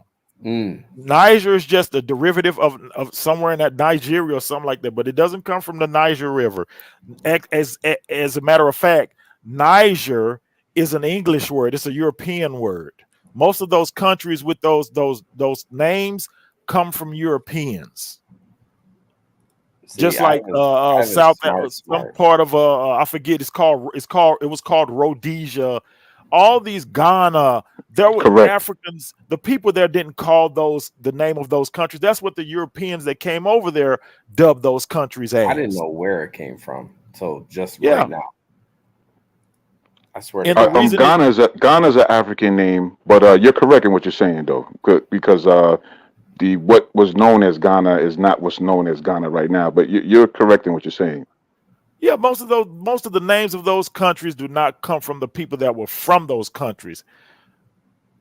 Look at it. A group of free slaves leaves the Americas and goes back to Africa, and the Europeans that sent them back there call the country Liberia. The free slaves that went to that country didn't even call it Liberia. The ones that freed them and took them to their land, they named it Liberia. Right. The Africans who are already there, they called it something else. This is the consistent ignorance that's planted upon American Negroes by perceived black leaders. Remember Jesse Jackson brought out the I think he brought out the African American term. He even did the little where they buried the N-word. That bothers him. You take these people as your black, and why do they have to corral the whole black population and give them leaders? Who are the white leaders? Where are they at? Since we want to do that, there are none. White people just go about this world. They don't need nobody to lead them. Yeah, people step up and be lead politicians, but we're the only group of people that need leaders. It's an insult. I'm in Texas. Why would Jesse Jackson be my leader? I've never met him. He's from Illinois. Al Sharpton is from New York. Why would they be leading me? We don't have the same problems. We didn't have a Tawana Brawley problem here in Dallas. That was in New York. We didn't have GDs and vice lords in here in Dallas back then. That was in Chicago. Yeah. So why would my problems be related to by Jesse Jackson? They didn't come down here. Jesse Jackson, they didn't come. Jesse Jackson didn't come to Dallas until the 90s. The late 80s. Farrakhan didn't come here until the 90s. We was good. Black folks were making money. My parents were here making money. My dad owned a barbecue restaurant in the 60s. Right. You're cooking on a high level right now, sir. Yeah. So I don't accept and it. And all people went to that restaurant? All the people that was in that area. Now I was a so baby then. It was so what I'm trying to say is like it was multicultural, multiracial, blacks, whites, all kind of people who went to the restaurant. If they wanted barbecue, just like we do now. I only asked because you said he owned it, and I didn't mean to, my bad for cutting you off. I only said that because you said he owned it in the 60s. So I'm assuming, right, that he owned it. That was his restaurant. Yeah, he owned the barbecue restaurant in the late 60s. Right. So if he owned it in the 60s, I'm assuming. So I guess this was after the civil rights movement or before. It was sick. He had it. I was born. That was late 60s, 67, 68, 69. We moved to another part of town. He sold it. We moved to another part of town. So, yeah, late 60s. I think civil rights Martin Luther King was killed in 64? Can you hold that? No, 68. You're talking about Malcolm X. Malcolm X was 64. Okay, so while they were killed in the civil rights movement, my dad had a barbecue restaurant in East Dallas. Cool. Sorry, there was no civil rights marches in Dallas. She's gonna get you out of here, sir. Hang on. Hold that thought for 1 second. I want to address some of the people in the chat. Indigenous Black Man says, "Come on, Roz girl. I've been tripping. They was calling people the N-word in Jesus' time." They wasn't. Blue J 99 says England changed it to River Niger. Google it. Mr. Speak on it. Go ask any Spaniard from Spain what Negro means. I don't expect the title either. It's the river that connects the ocean. That's Blue Jay. We have Nina in the chat saying some things as well. It became derogatory later, but it wasn't disrespectful. Mr. Speak on it says, "You boomers anointed them so-called leaders." Yes, it's called plausibility and deniability. What a great show this was. And Midlife, Bro Logic, happy Black History Month, Rod. Salute to the panel and chat. See you next time. Thank you. Glad it's gone. Midlife Logic for joining the panel and giving me your time. I do appreciate it. You guys are having a wonderful and interesting conversation. Ivan has said that Black people should not refer to themselves as Black. I would like to know, what do the other two Black men on the panel think about that, as well as Seven? What do you think about I mean, that? if I'm the only white man up here now, Let Rush go. Rush been very quiet. Let somebody else talk. 7. Let Rush go. Rush, are you here still? I sent him a message. Yeah, I'm still here. Oh, I just I thought you were been asleep. absorbing all this information. Go ahead, Rush. What do you think? What do I think about what? What? What do you think about what Ivan said in regards to being called black? Why are we allowing America to refer to us as black people, and why are we referring to ourselves as black? I mean, I think he's just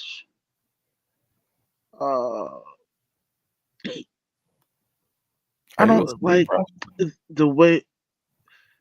I don't agree with it because it's just. I mean, you know, I'm quite sure he used the terminology to explain an a phenotype of somebody that's melanated black or African American. You know, Dark due to the skin. social construct we're forced to use within the United States. For example, filling out the application, you know, it asks you if you're African American or a different ethnic group, and most likely, I'm quite sure he checked off he's an African American. So I don't agree. Checked off other. Yes, other. I don't like African American, just like I don't like the term black. Neither one of them apply. I'm not from Africa. You know what? I'm around a lot of African nationals, especially my barber shop. It's ran by an African guy, Liberian, and we talk sometimes. And we were just talking, and they were asking me where was I from. I said, I'm from here. I'm African American. They started laughing, and they pointed at themselves and said, we're African American because they're actually from Africa. Every time it's a joke to them. And they're actual Africans. You don't know how much of a walking joke you are when you accept those terms that you didn't even create. Moses, let me get a little. I'm gonna push back a little bit. I want to ask you something. If a Chinese person, they're Asian, correct? That's the continent. So, right. Okay. So, a Chinese person, same genetics, same mother, father, they're born in America. They're not Chinese no more. They're born in America. Their parents are Chinese, but they're not. If they're born in America, they're American. So how? So I'm confused because just like Chaotic, his parents were born in Nigeria, but he's born here. He says he's American, so it'd be the same scenario, right? Yeah. Should Chaotic call himself Nigerian? He's Nigerian. No, he's American. His blood. So this is the thing. This is what's confusing me, right? Because landmass doesn't change your genetics. You could go from this place to that place. That you don't magically, mysteriously change it. Remember, this country is what, less than 300 years old. So before 1776, what were we? You understand what I'm saying? You think mean when black people came here, what were we before the emancipation? My point is this: landmass does not change your race. It doesn't. But it gives you your citizenship if you're born there. So I'm not arguing that. What I'm saying is, a Chinese person that comes to China, a Chinese person that comes to America, does not somehow mystically, magically change who they are. And Moses, let me just say this real quick. They actually know this because I gave an example earlier. When they come here, they don't background. They don't. Let me bring you home. No, hold on. I didn't interrupt you. I'm sorry. Go ahead. Let me just establish something. Go ahead. A Chinese person that comes to America is a Chinese national until they get American citizenship. Once they get American citizenship, then they are a American citizen with a Chinese background. Right. Nina just made a good point. That's the point I'm trying to make. Nationality and ethnicity is not the same, right? Because, so let's take Europe, for example, Moses. You have England, France, you have the Netherlands, you have all these countries. They're all Caucasian, correct? Would you agree with that? It's just like we're Negroes. They're Caucasoid, we're Negroid. Right, they're all Caucasian, but nationally, they're Brits, they're French, they're Spanish, right? So are we on the same page there? Yep. Okay, so what I'm saying is that our identity is not with the land, right? And in my opinion, that should not be a prideful thing. First of all, given the history, but also because we are, in my opinion, I'm speaking for myself, I don't think there should be pride in a name that someone else gives you. Because Moses, your lineage goes back further than America. Your family tree, your mother, your father, your grandparents, their parents, their mother, etc. It ain't no might, sir. That's a fact. Man. So that's my purview. Like, this thing of ours has been going on before America, and it's going to be here after America. So what we have now, and we're fleshing this thing out, is that you have some, and I'm just saying it for the sake of the conversation, you have some black people who I guess lean towards their nationality, and you have some black people like myself who lean more towards their ethnicity. See, and that's why I bring it back to the topic that we're discussing right now. I have, even though I do, let me just, I'm gonna land my plane. Let me just say this one point. I do understand what you're saying about. Well, hold on. Let me just land my plane, and I'm gonna answer that, and I'm gonna land the plane. I don't want to forget the point that I was trying to make. I do understand what you're saying as far as what you brought the examples as far as Roscoe's tone, your skin tone, etc., and that not being black. But I don't have a problem identifying with black because I understand it is a word in the modern time or the recent modern time that encompasses all of us. So now, if you're asking me, I say, regardless, I use the same thing, the same example of China. Regardless of being here, we're African because we were here in this landmass, right, before 1776. So time, right, location does not change genetics. Okay, yeah. Before your emancipation, before you became citizens, you were Africans held in captivity. That was still your status. But once you were emancipated, you became American citizens, and everybody after that became American citizens. You was, whether you came from Africa or not, you were still a Negro. Just like white people are Caucasoids, we're Negroids, and the people over in Asia, they're called Mongoloids. If you really they're Mongoloids. Agree.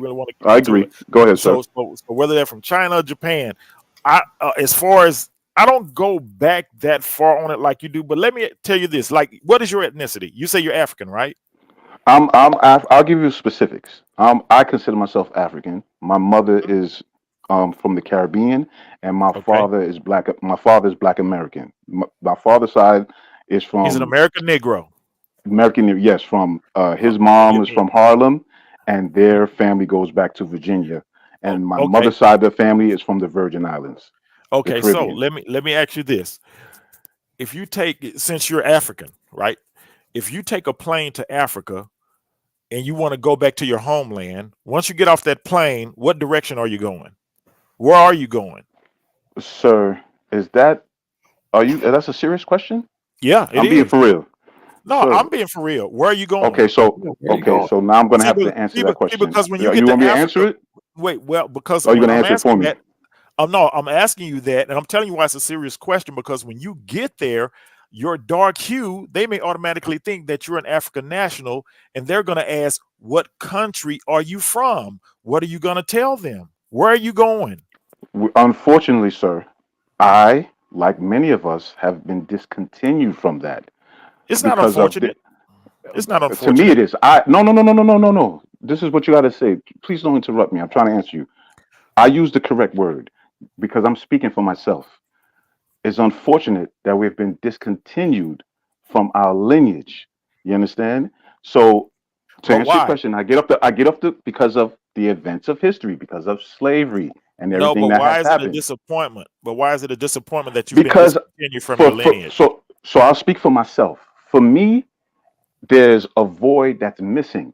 right? Right now, I'm communicating to you in someone else's language, and unfortunately, That's your language. Whose language?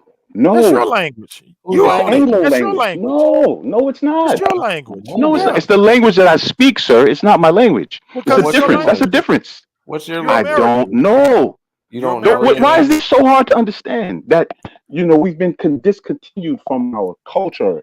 No, this is not my Oh my language. God! No, All no, I hear seriously. is I don't want no. victimhood. I want to because Please, I'm gonna be honest with you, Moses.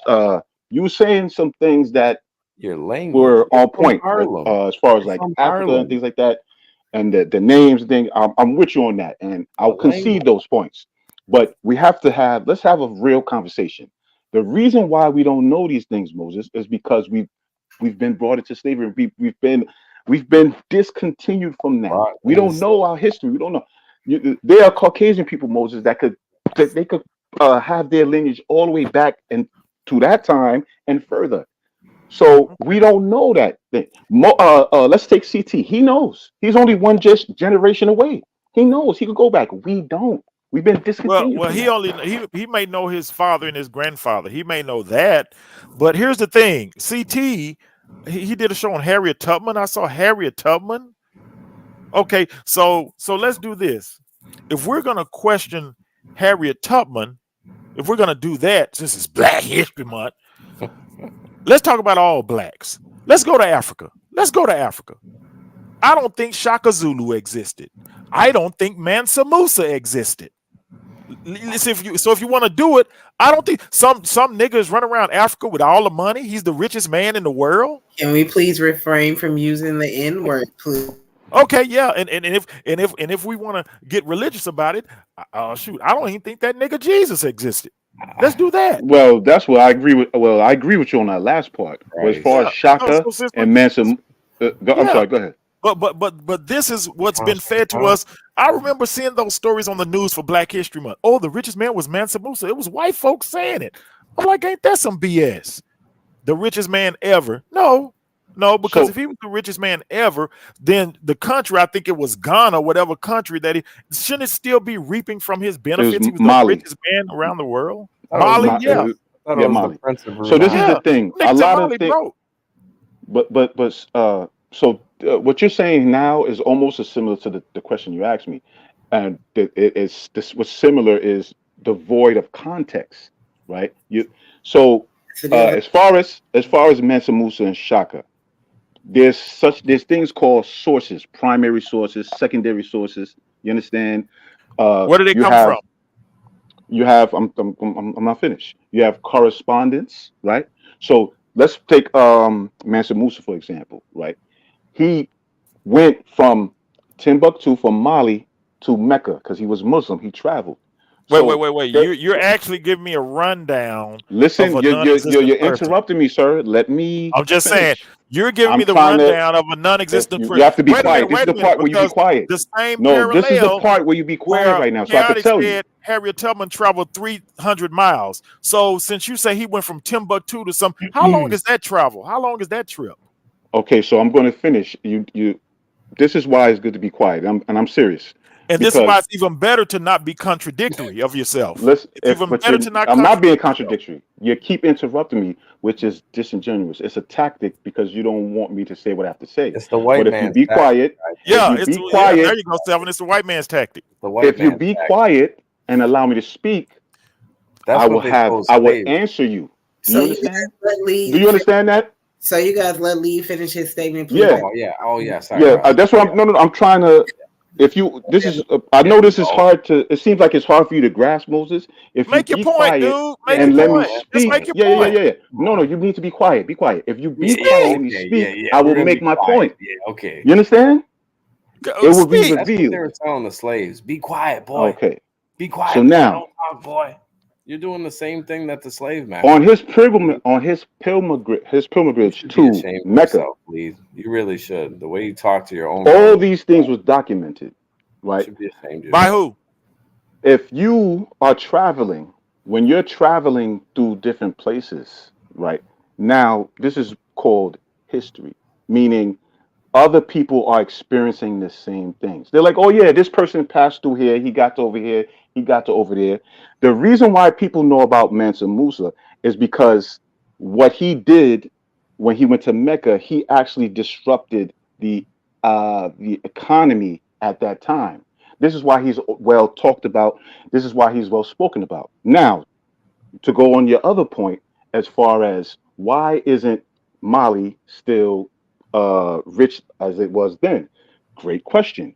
So when Timbuktu, or excuse me, when Mansa Musa left Timbuktu, this was in the 12,000s, the 1200s, right? 12 something. I don't know the exact date. You could Google it. Slavery came hundreds of years after that. Good night, Rob. So because of good night, later 7. So because of slavery, because of Europeans coming in and dominating. As a matter of fact, I'm surprised you don't know this, because you just said this earlier. You said Europeans came in and named those places. How did Moses? How did they come in and name those places? How did they know? How did they come in and name those places? Your own knowledge, you'll get the answer. This is why Mali is not the same. Europeans came in and conquered. You can't just come in and name something without having control of it. They came in and conquered, and that's why Mali isn't as rich as now. It is rich. To answer your question, it never was not rich. It's who's controlling the riches. So the riches have changed hands, but Mali's still rich. Right now, you have. Let me just say this 3 point. Let me just say this little point, and then I'm gonna stop. Right now, as we speak, you have 3 countries that have joined forces over there: Mali, Burkina Faso, and Niger, right? And they kicked the French out, because up until now the French was over there still reaping the benefits of Mali, the gold mines and everything now. So as of recently, they just kicked the French out, and now they've formed a bloc of those 3 African countries. So they're trying to, get their thing together. So yeah, there's logical answers to all of this, Moses. There's logical answers. But you know what the problem is with a lot of these panels? It's like trolling, or are we going to have a serious conversation? Go ahead, Ross Girl. I was going to say allow Moses to go ahead and respond to you. Yeah, I mean, that sounded good, Well, all fairness, I gotta have my chance to talk uninterrupted, and you're telling him to do that, but he was interrupting me the whole time. In all fairness, so if we're gonna do this, then it has to be fair. He was talking over me the whole time, and no one came and stopped him and said, "Let Lee talk." But go ahead. Yeah, I did. I said Lee. I said Moses. Let him. Sounds like victimhood. Boy, y'all sure can't spread it during Black History Month. But anyway, I don't think he existed. The only history that I get about him has come from white folks. It hadn't come from anybody black. Nobody's black talked about it. It was the white folks that said, start saying, Mansa Musa. I don't believe it. I don't believe he existed. Just like you guys don't believe, got on their show and said Harriet Tubman probably don't exist. I did not say that. Me neither. I'm not a part of that. I'm not a part of that. Zulu exists. I think these are all tall tales and fables to make people seem grander than what For what purpose? Why would people lie about Mansa Musa, Harriet Tubman, and Shaka Zulu? Why would they? And you know what? Like the real person. I thought he was just a movie character. No, he is a real person. I mean, but then that means the white people that confronted him, they lied about it. Then is that what you're saying? Yeah. Why would they lie about it? Why would they make up stories, wars? There's a period in time that Shaka Zulu was part of. It was called the Anglo-Zulu Wars. These things were documented. So you're telling me this is all one big lie? See, the thing about a lie is that is a domino effect. It can't just be one lie, because one lie begets another lie. If you say this person don't exist, well, this was his mother. His mother. You understand what I'm saying, Moses? By the white man, right? That history is documented by the white man, not by the African side of it, right? Because we know that the Africans didn't document anything, right? So at the same time, that's false. But continue. So at the same time, you're saying this white, that white, you're under white supremacy, but at the same time, you're repeating the history that they've brought forth about Shaka Zulu and Mansa Musa. Those are white people that have brought that education out. Black people didn't write that stuff down. They didn't bring that up. Those are white people. So what's your point? That did the history. That you're contradicting yourself. You're defending the same people that you're saying. No, you're confused. You're all over the place and confused. You don't know what you're talking about. You're confused. No. You're moving the goalposts. That when it's in Africa, doing is like it's a scrambled eggs type of thing you're doing right here. Yeah. Give a whole little image of it. But at the same time, see, when it comes to Africa, and you say you're African, I'm African. So when the white man brings us up some positive, what appears to be positive African history, you're for that. You're for that. But over here in the Americas, as far as black folks, you're saying the white folks are treating you a victim, and you're saying white supremacy. When did I say that? When did I say that? You haven't said white supremacy tonight? You wasn't paying attention.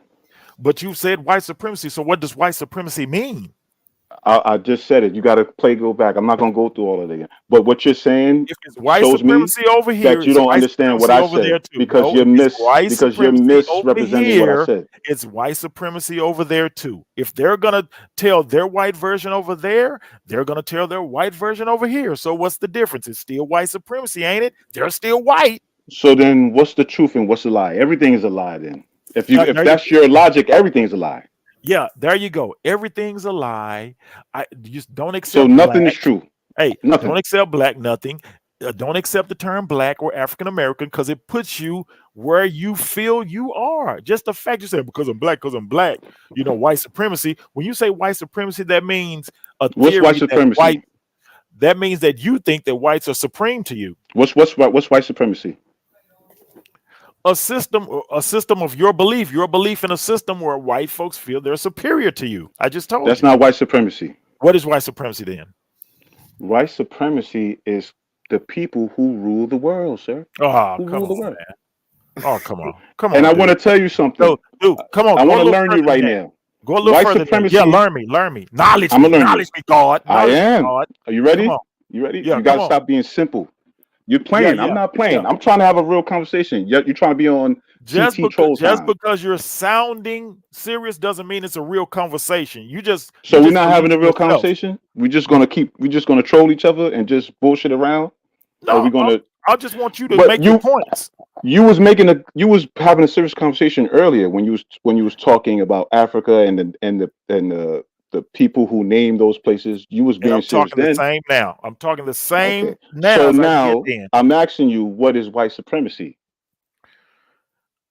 You're asking me. Can you give me a better answer of what white supremacy is? Because I want a real answer. You said white supremacy is what I think. Let me give you a real answer. It is a theory. It is a theory created by black folk that white folks have the image that they're superior to you. It's a theory. And it doesn't do nothing but propagate your victimhood. There you go. It's a theory. Okay. That's all it is. I disagree with that. And what? No. What did black folks do in response to white supremacy? What did they start saying? Black power? Did they not? What if I told you that white supremacy kills white people too? What do you think about that statement? How is that? Give me some examples. Civil War. How is that? Well, wait a minute. Hold on. See, now you're going to ask backwards. How so? Because the Southern whites were the whites who felt they were superior, which is why they wanted to continue the institution of slavery. But they lost the war. So after they lost the war, they're no longer supreme, right? That means the Northern whites were the supreme whites. They won the war. So tell me, if the whites, because if the whites who thought they were supreme, the Southern whites, lost the war, what is it? So where does this white supremacy now exist? Yeah, it killed whites. It killed the whites who believed in white supremacy, right? The Civil War destroyed the whites who believed in white supremacy. It didn't destroy the whites who didn't believe in it. The North won the war. Come on, let's have this serious conversation. So it's my turn now. I don't want to interrupt you. I want to make sure you get your statement out. I don't. Okay. I'm not long-winded. I don't have to do all that. Okay, cool. So, This is what I find an issue to be with, that people think that white supremacy and racism is synonymous, and I disagree with that. So I don't want to talk for you, but I feel what you're doing that. You're equating white supremacy with racism, and I'm saying Nope. the racists who were they were trying to hold on to their way of life, which was antebellum slavery. They lost, but the Union were just as racist. The Union would we under this pretext that they went into the South to free the slaves and that this was some heroic. No. They could care less about the slaves. That wasn't about it. That wasn't what it was about. That wasn't what it was about. So white supremacy, sir, kills white people too, because if whites disagree with whoever is in charge, they're gonna have a fight. World War I, World War II. You understand? The Civil War, the so-called Revolutionary War, the War of 1812. When whites have a disagreement, right, on the direction or the control or power, they have a fight, they have a war, and whoever comes out on that war is supreme. They are the supreme white. You understand? So when I'm trying to hold, I didn't interrupt you, man. So no. I didn't interrupt you. No. I did not interrupt you. I let you talk. Calm down. I did not interrupt you. I did not interrupt you, sir. Go ahead. Go ahead. I did not interrupt you. Go ahead. Just long. Some things have to be long-winded. Everything is not just a small talk. Small talk is for stupid people. You want a small talk? We're having a conversation here. Please make a point. Just because the point is that white supremacy is not the same as racism. That's the point. Do you understand that? Who said that? You did in your explanation. No. See, now you're taking my explanation and think that's what I believe. I don't think just because two groups of white people don't get along and fight that it has anything to do with white supremacy. It's what in any fight. What is supremacy? If the Black Panthers in the Nation of Islam fought, would that be black supremacy? No. What's supremacy? No. So let's establish supremacy, because you're not understanding. You gave me an asinine example. No. What is what is supremacy? What is supremacy? What it means you're supreme. You rule. That supremacy means utter and control, full spectrum domination. So the example that you gave about the Black Panthers, they don't have full spectrum domination. If the feds or whoever run down on them, that's it. And as we see, they don't exist. They don't exist anymore. So what's supreme groups? I'm giving you two black groups fighting each other, just like you gave me two white groups fighting each other. It's the same. It's parallel. You don't understand. No, that is the problem. You don't understand the concept. You do not understand the totality. Do you understand full spectrum dominance? That means the financial system. That means the agricultural system. That means shipping, commerce, etc. That means military. You can say the Black Panthers could compare to that? No, sir. No, that is not supremacy. Yes, black supremacy, right? Oh, that would be black supremacy, right? Didn't they say black power? Ain't it black power? It's the same thing. So you're telling me because two white groups fight each other and one win, one that's white supremacy? That's just the term you're using. That's just the term. Okay, let's do this. What if two African countries fight each other? Is that a black supremacy issue? It would be. No interference. Listen, I'm going to answer your question. It would be the battle. Look, the battle itself, right? The battle itself is not what is supreme. What is supreme? God damn it! You're not listening, sir. You're not listening. Question, man. I'm trying to answer it. I'm sorry. I don't do small chat. If you want to have a conversation and flesh it out, let's flesh it out. I'm trying to answer you. The battle itself is the stakes of what's at stake of the battle, sir. So if you say the Bloods and the Crips, they have are you equating a gang fight between Bloods and Crips to the Civil War? Now who's moving the goalposts? I said but that's what you said. You brought up the Black Panthers. I said if two African countries fight each other. I know the last thing I said is if two African countries fight each other. Okay, so that black supremacy. Okay, so let me. I'm gonna stay with your analogy. Hold on. No. Hold on, you guys. Y'all been speaking for a minute. Here for the Tea has joined the panel. Hey guys. Hi. The show will be ending in the next 20 minutes, so I do want to get her in so she can give her sentiments. Happy Black History Month to you. Happy Black History Month to the blackity, black. Oh, you was gonna come up here and celebrate. That's what I'm talking about. How are you? Period. I'm kind of tipsy. I'm sorry. But happy Black History Month to everybody. All my indigenous Black people.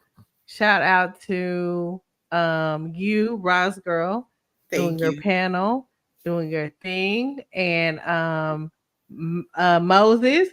I think that's Lead. I can't see his name up there, but is that Lead? Yes, that's Lead. I hear the accent. Okay, the East Coast going on. Shout out to Lead.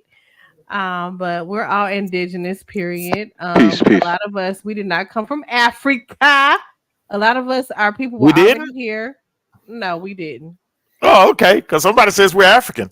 Well, somebody said that, but they was lying to us. You got to yeah. And all of us Black people are not literally from Africa. Like a lot of us were here before the slave trade. We were already here. Free people of color. Yes, absolutely. But if y'all want to believe that we're from Africa, go ahead, child. That's y'all business. That's y'all business. But I know I'm not. I know my people is Indian and whatever. Y'all can say whatever y'all want to. Oh, you got Indian. You got Indian in blood, huh? I do. Indian and Creole. To be absolute. Creole. Because my roots are from Louisiana and my people are Creole. Seriously. There you go. Yeah. And you're proud of that, right? And you're proud of that, right? Absolutely, yeah. There you go. That's what we're talking about.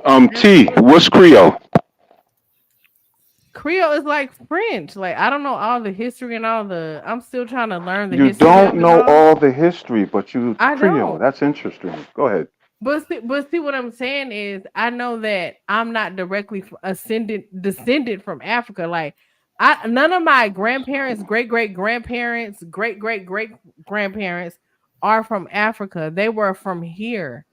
Period. They were from here. So, with all due respect, T, if you're not African, I'm not African. Then you're not Creole. This is why I asked you. This is why I asked you, what is Creole? This is why I asked you, and you said, "Oh, I don't." You first said, "I'm Creole," and then I asked you, "What's Creole?" And you said, "Oh, I don't know. I'm still learning." And then. Hold on. See, you can't believe everything you hear, girl. You can't be a leaf in the wind, just blowing in the wind.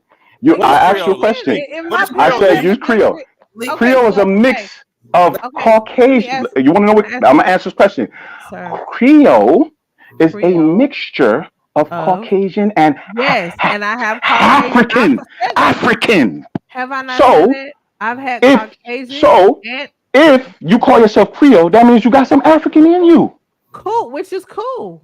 Fine. Goddamn.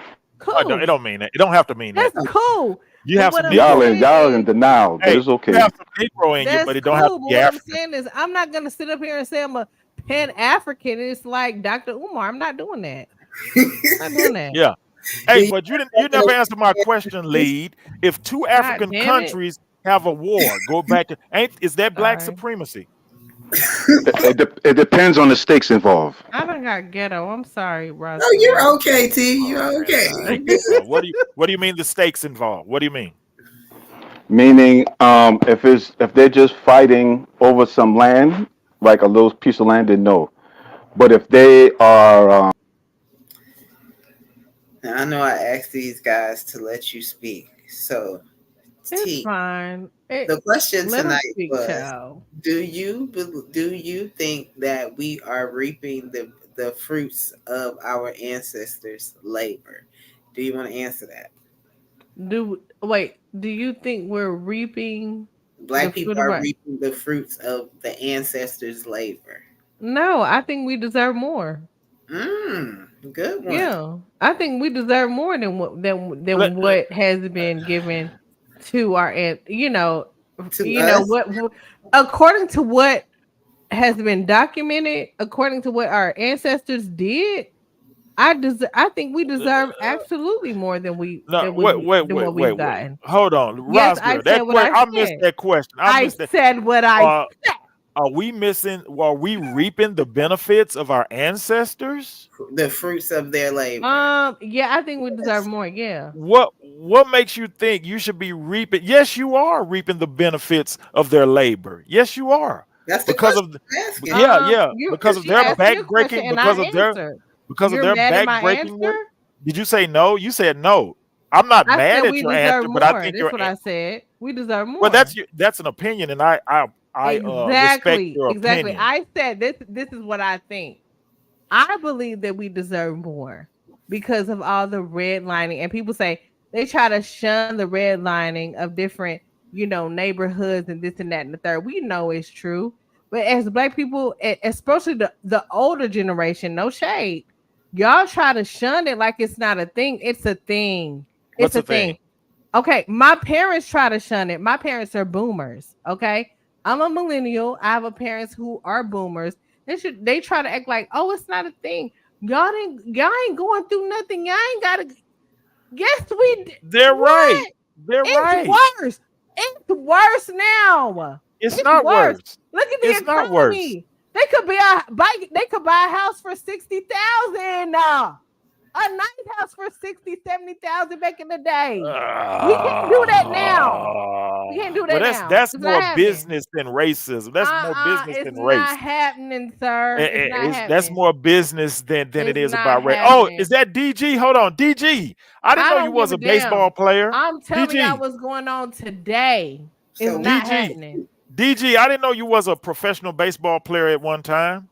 Did y'all know DG? Did y'all know DG was a professional baseball player? No, but thank you, DG, for joining the chat. Thank you, Blackish Cracker, for joining the chat. Hey, everybody. I love y'all. I love you too, Moses, but we disagree, but I love you. King Clinton whatever. And Black oh, you don't love me? You my Dallas brother. Stop playing me. Hey, DG. I didn't know he was a professional baseball player.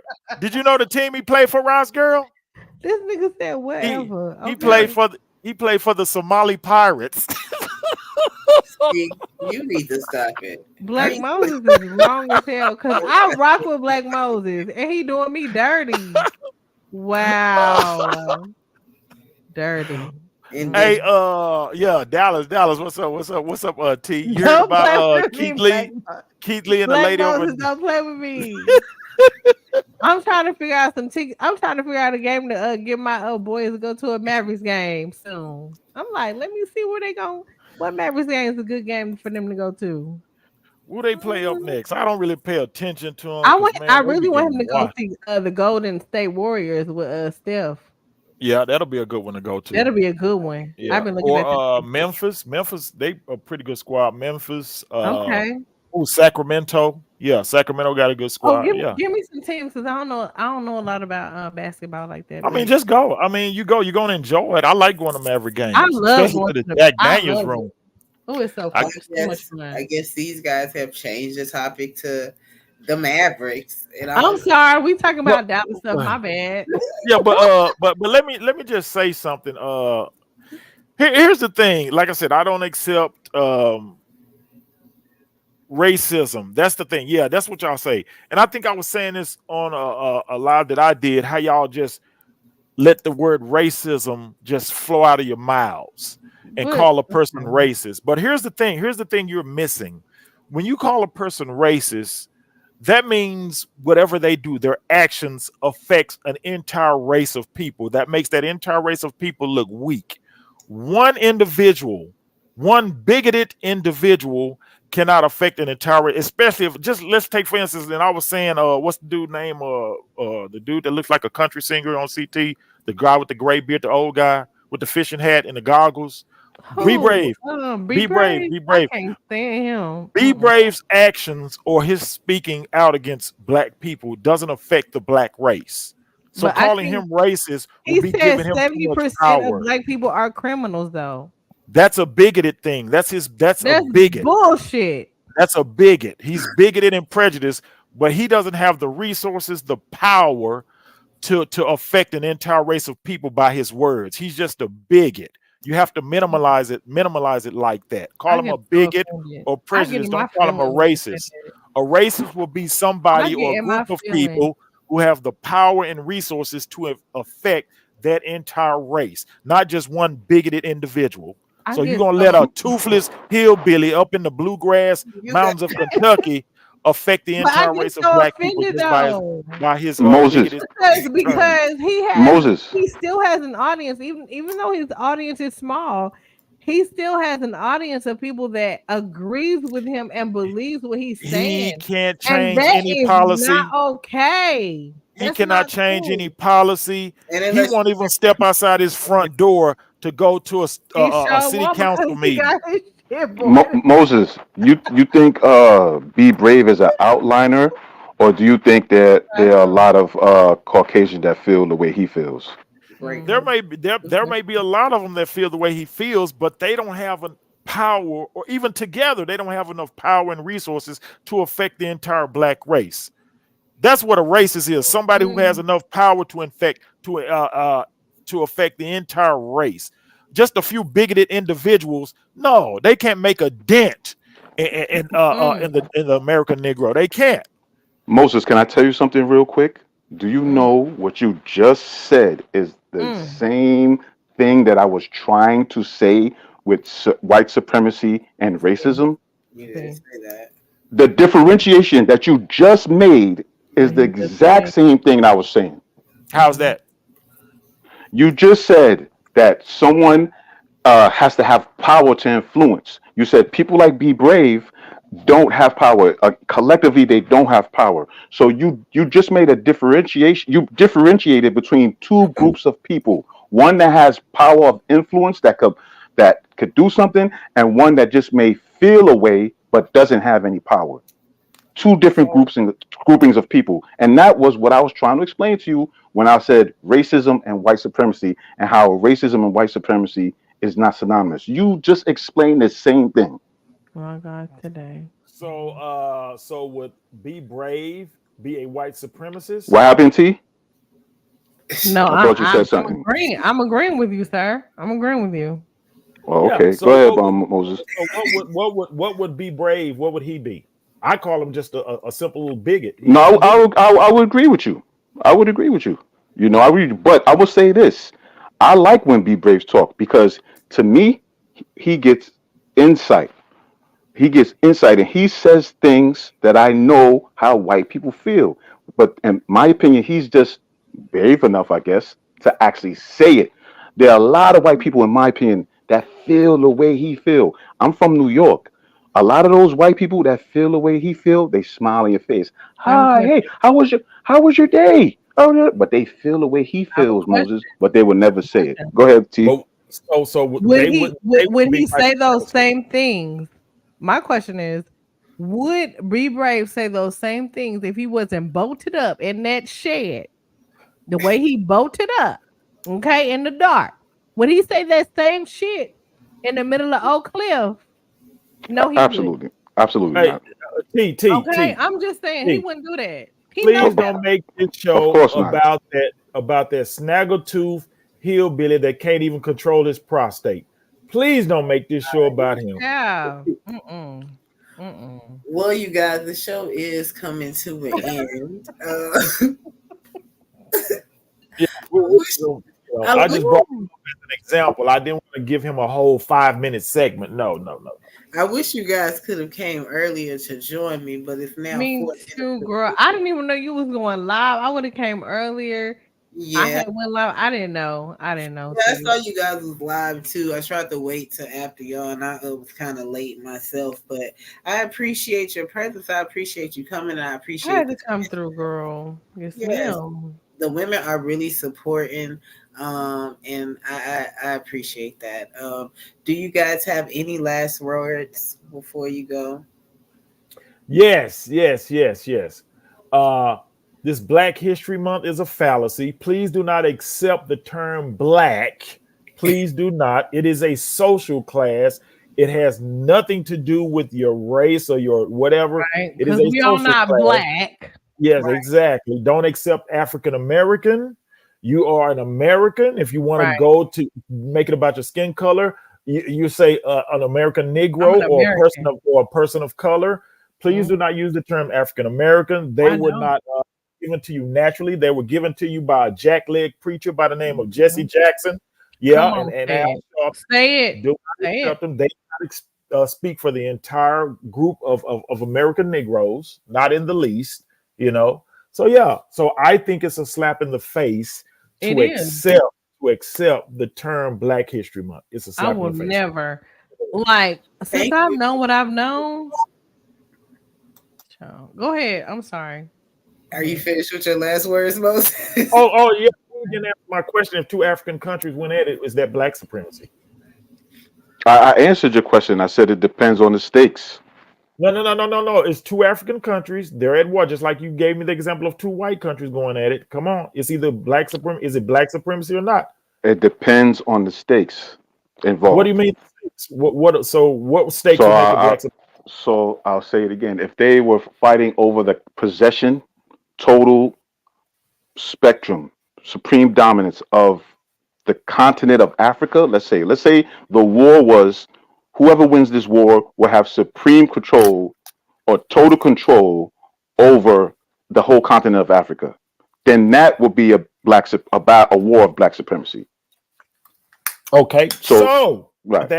With that said, being that mainly white countries fighting each other, and I know that we're American Negroes, and there's Negroes all over America and the Europeans, but if these are countries, remember Roscoe said we close it, so go ahead. If these are countries dominated by white folks, what will make their white supremacist war any more different or less than the Black supremacist war? What's the point? The stakes involved. Oh, come on. Oh, okay. Okay, so let's. Okay, no. Let me quick before we go. Wait. Let me answer you. Okay, let me answer you real quick. Get you up out of here so Lee can go. What? Wait, what? Me? I say you just said your last word. Wait, what? Take you down. You just get. Oh, okay. All right. The hell with Black History Month. How dare you? Lee, do you have any last words? Great show, great topic. The only thing I'm gonna say is it's 2024. Let's try to be more serious. You know what I mean? Like, I'm for all fun and games. Trust me, I like I'm sorry. I said more intentional, right? Yeah. More intentional, more and a little bit more serious too. Like, you know, like I like because I'm silly. No. You good? I'm not talking about you. You're good, T. You're good. I'm not talking about you. I'm talking about Moses specifically, but I'm speaking in general because he was cooking earlier and then he started trolling. It's like, okay, I don't mind joking, but sometimes can we have a real conversation without the trolling? And you know, I don't know. Maybe it's me. Maybe I'm in the wrong place. I don't know. But all I'm saying is, in 2024, let's try to be more serious. Let's try to, you know, actually know what we're talking about or do some research. I know these things could be boring, but does everything got to be about entertainment? That's not good. You know, let's balance out our life. You know, go sit in the park by yourself. If you have kids, if you could get some free time, I think that's important. Solitude sometimes. And that's even why I love Roz Girl's channel and my sister's channel. It's more serious. My channel is for the fuckery and the foolery. Right. There's a space. There's a don't listen. There's a time and a place for everything. But I was really because of the topic that Roz Girl's presenting. I was really trying to, you know, be a little bit more serious. So that's the only thing I have to say. Roz Girl, please continue. Y'all support Roz. I love your panel. Send her a Cash App, damn it. Yeah, I don't have Cash App, but hopefully her thing will get monetized. So I don't have PayPal. So let me tell y'all why I don't do those things. I got I had issue with those apps and PayPal and Cash App. I was what'd you call it? They took money out of my account. So I don't use those because of that. Oh damn. Yeah. So if she, you know, if there's some other way or where she gets monetized, I'll definitely support. I have no problem with that. But anyway, I'll definitely support. But until then, I'll support the way I can. Great topic. Ross girl, love you. And real quick before I go, let me say this. I don't like how Rock was talking to you that day. I don't like that. I don't like that. I don't like that. That triggered me. We had a conversation about that. That triggered me because Ross girl, the way you control your panel is different, right? Is different. You did it today. When I was going at it with Moses and them, you shut everything down. You brought everything down. When you brought me back up, I ain't start cursing you out and saying, "Oh, this and that." Come on, that was all. And that man owes you an apology, huh? But that was wrong. You know, they're calling the C and the B just because she brought you down. But he was going at it with Shenard. She didn't just drop him and leave Shenard. She dropped both of them. But Shenard didn't come curse her. Like, that was whack. I just have to say that real quick because that shit triggered the shit out of me. Because I feel like that was the white in him. You know what I mean? And we need to beat the black in him. See, people need to get spat in their face, man. We need to beat the black in them. I swear to whatever God y'all pray to, if I was in front him and he did that, anyway, good night. Good night, Ross girl. Have a good night. Peace to you. Thank you. San Jose, I did get your cash app. Thank you. I said it at the beginning. Once I got it, I think you wasn't here. So thank you so much. I greatly, greatly, greatly appreciate it. And I appreciate your support. Here for the tea. Thank you for creeping in here when you did, bringing all your energy. What are your last words? I love you. Celebrate Black History Month. I love you too. Black History, period. Yes, ma'am. It was fun. What was you drinking on tonight? Well, a little